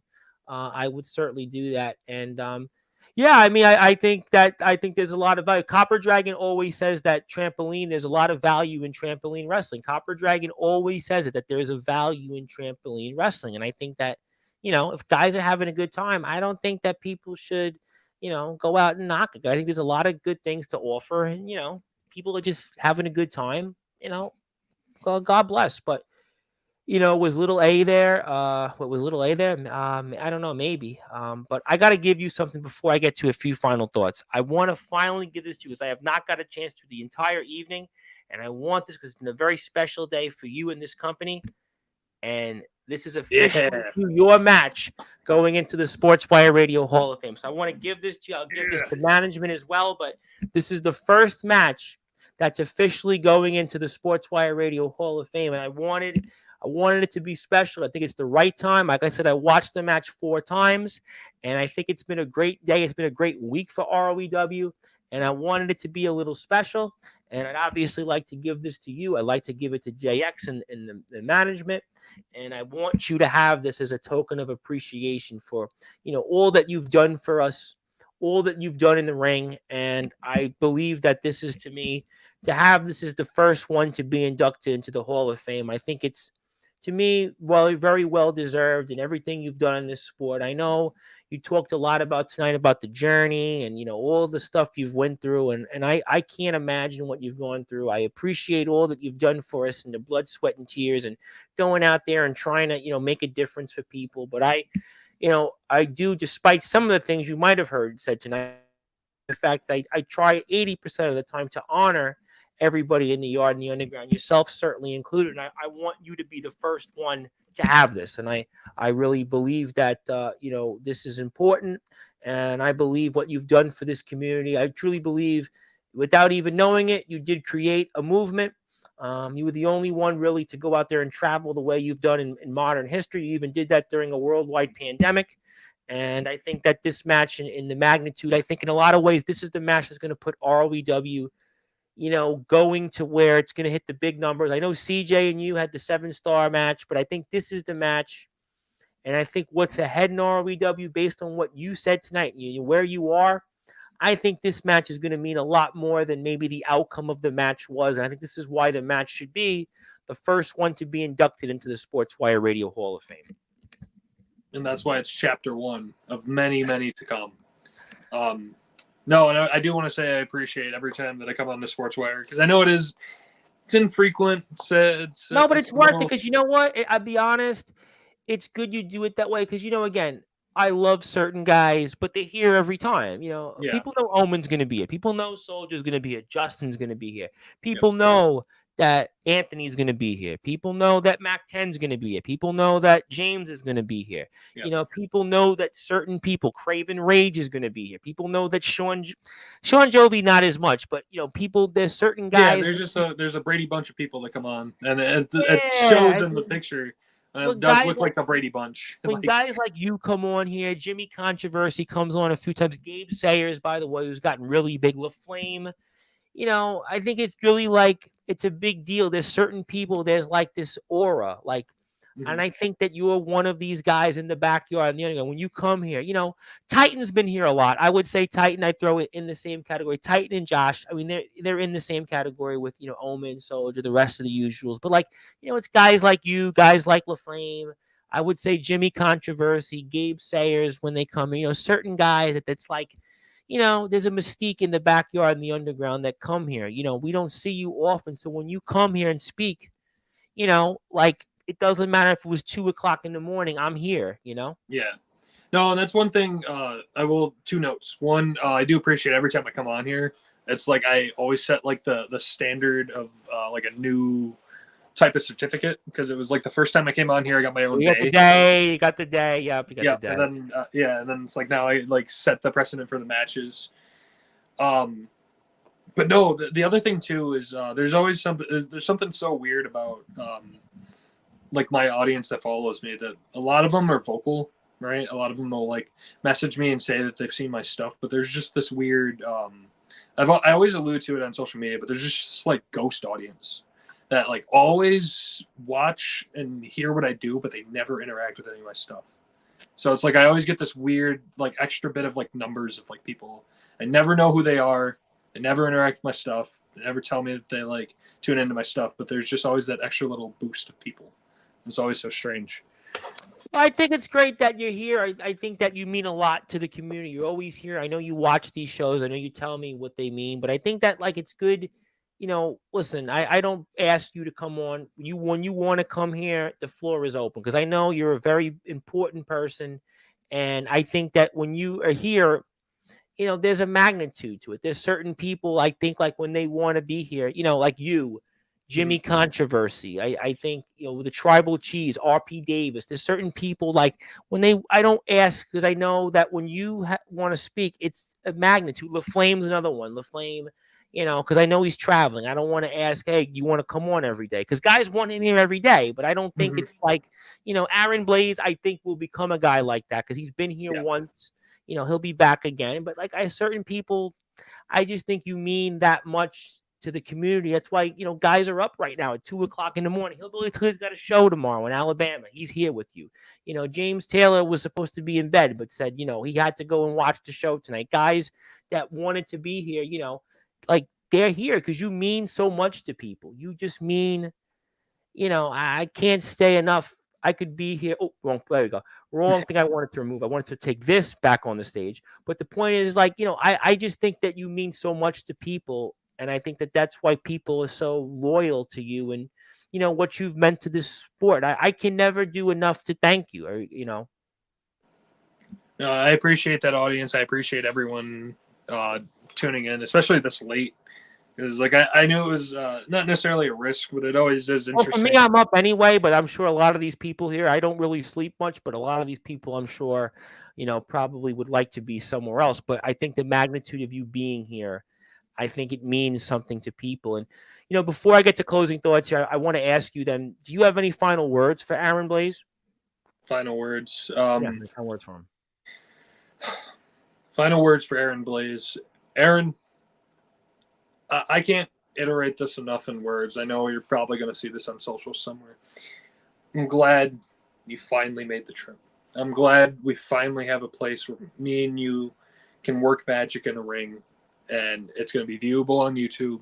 And we're not going to get stinted because of fucking terrible bookers, terrible companies, or anything of such. But I hope you know that, for every dream match that exists, it's a dream match for one, it's a nightmare for another.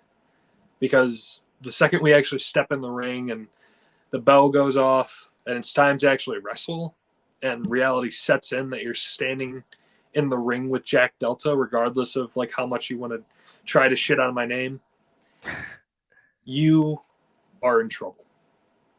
That's my final thoughts.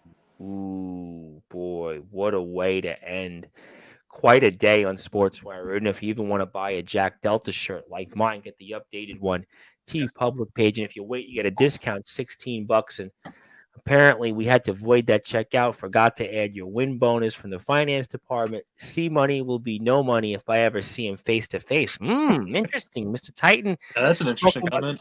Somebody in a different promotion there. I thought he was my hardcore king, worried about Manny Cobra, but he talks about somebody else there. That tells you what an evening it is. And C Money even says, Titan, you'll be bowing down to me if we ever see face to face. Interesting. I tell you what, this is what, ladies and gentlemen, this shows you that ROEW, the landscape, before we sign off, the landscape in the backyard in the underground wrestling circuit has changed dramatically in the past week. ROEW now is on the map. ROEW now is a place that everybody is eyeing for potential gains, for potential places of employment and potential wrestling matches, such as the likes of our champion, the reigning defending, the most important champion right now in the backyard in the underground wrestling circuit, the man that holds the prize that nearly 10 men tonight have wanted a shot at. And that is the outsider, Jack Delta, the most important champion, the greatest traveling wrestler in the history of the backyard in the underground wrestling circuit. He will be back on ROEW TV, ROEW Backyard Wrestling, and he'll be there in a good guy gossip with the number one contender, the headline, Aaron Blaze, who made maybe his first impact that actually mattered in his career this past Tuesday. You can see what happened. If you didn't see it here, you can check that footage out on the ROEW Backyard Wrestling YouTube page. If you'd like to follow ROEW one more time, I've got links here. And also, to confirm one more time, it's ROEW Day on Sportswire Radio. And Jack Delta is technically a two-time Sportswire Radio Hall of Famer because his match is the first one to be inducted into the Sportswire Radio Hall of Fame from the historic Weekend Warfare. And maybe the greatest underground and backyard wrestling show to date, one of the greatest, and certainly 2024 match of the year, Jack Delta JX right up there, greatest one in history right up there, and the first one. They always remember the first. That's the first one to be in the Sportswire Radio Hall of Fame. Those are Jack Delta's links. Go out and follow this man. Mr. Delta, you've said a lot. You've pretty much said everything that anybody could ever have imagined. I turn it over to you and give you closing thoughts. Is there anything else you'd like to say before we sign off for this very memorable evening in ROEW history? Firstly, obviously, I want to say thank you for every single person that tuned in tonight for the Sportswire podcast.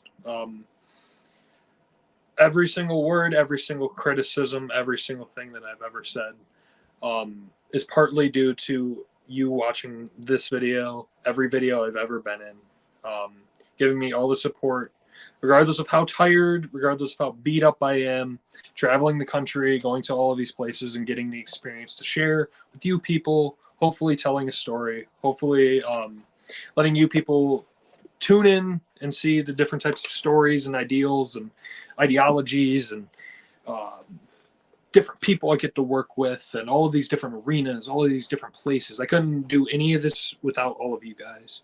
Whether you're a backyard wrestler, whether you're Zilla, whether you're Zilla. Yeah, Zilla. But I appreciate you from the bottom of my heart. You know, no matter how many times I get tired of it, I always like when I'm down, beat in the middle of the ring, and you know, I take moves that I probably shouldn't taking, like a fucking Styles Clash, and I get hit with that move, and I think like, man, that could have been the end of my life.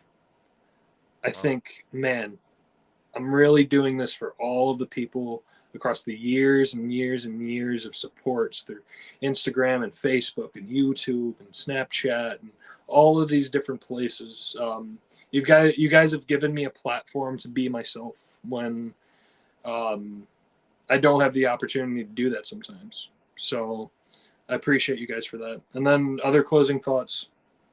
I mentioned it multiple times tonight that JX is chapter 1. Aaron Blaze is chapter 2. And it would be a pretty shitty book if it ended on chapter 2. But all of the all of the people that tuned into the James Taylor one, tuned into this one, I hope you know that ROEW's doors are open for anybody that's willing to get in a car, get in a Greyhound, get on a plane, and more importantly than this championship, more importantly than the YouTube channel itself, because I don't care how many fucking views I get at this point anymore. I care about the people that tune in for the stories and the matches that I produce. So anybody that were in any of these chats, anybody that supports me across any social media, if you are a wrestler of any degree of quality, unless you're Silver Wolf, I hope you come out to ROEW and we can work some magic together. I hope that I have the opportunity to work with as many people as I possibly can before I lose this championship and I'm gone. So those are my closing thoughts. I hope you're not going anytime soon. So I'm hoping you keep this championship for the next 20 years. But I do want to point out. You want a Mr. Judgment reign from me?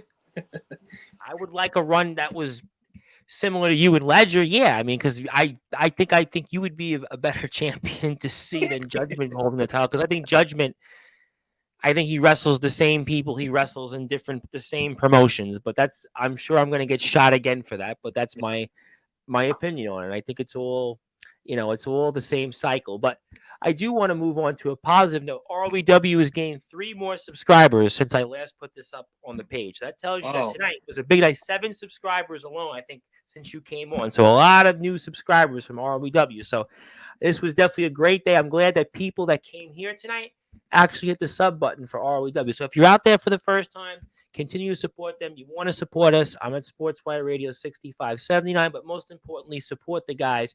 They're killing it out there. And do you bow down and respect your hardcore king? I don't know if you're going to bow down to anybody right now, but also Tomic wants to say thank you, Zilla, and I support you no matter face or heel. That has to be the comment of the night. I can't wait. Can we get merch for that? Can we get merch for that? I don't know where we'd put that, but I'll tell you what, I'll think about it because people actually ask me, do you have merch? And I'm like, nah, I mean, I have it, but I like to buy other people's. But I'll tell you what, we'll think about it. But I will say, I can't wait to win Titans in your chair next week because he's going to basically be facing the same things. But it's been so awesome to have you. I can't thank you enough for the time you've been so generous with tonight and sharing your opinions and talking about everything you want. I know you're a busy man, so I obviously want you to go back and continue to keep doing what you're doing. Such an honor to have you on this platform again. And thank you for everything that you've done for this sport. I can't say enough what it means to have you here.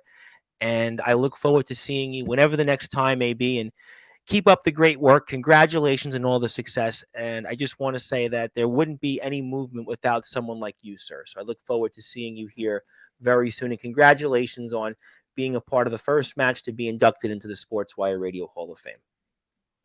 Thank you, Tom. There's quite literally nothing else I could possibly say. I don't have much more I could say. I don't have much of a voice. And Zilla's in every TBW premiere. Check out next week's show. But this was Jack Delta. He is the ROEW World Heavyweight Champion. You will see him coming up at Face Off coming up next Friday. ROEW, you'll see him in a Good Guy Gossip with Aaron Blaze, the headline, the #1 contender to the ROEW Championship. You can follow Jack Delta on Instagram at Jack Delta 1999. Also, ROEW Backyard Wrestling on YouTube, TikTok, Instagram, also TeePublic, ROEW page to buy merchandise like mine, but get the updated shirt because that's what really matters. My name is the Reverend Tom Bryce, your voice, figuratively and literally, where all wrestling matters. I'll be back here tonight, 8 o'clock Eastern time with the Wilster of Legendary Backyard Wrestling, and at 11 o'clock Eastern time from Big Man Cam's company, All Legendary Wrestling. That'll be Judas. I'll have Judas, and you'll see him, and I'm sure Big Man Cam will be lurking because they're wrestling each other there the next day. But until then, thank you so much, everybody, for your support. Good morning, good afternoon, good evening, wherever you are. On the #1, the Liberation that is Sportswire Radio. I bow down to my ROEW World Champion. That is none other than Mr. Jack Delta. Thank you, everybody, and I'll see everybody later on Sportswire Radio, the only platform where all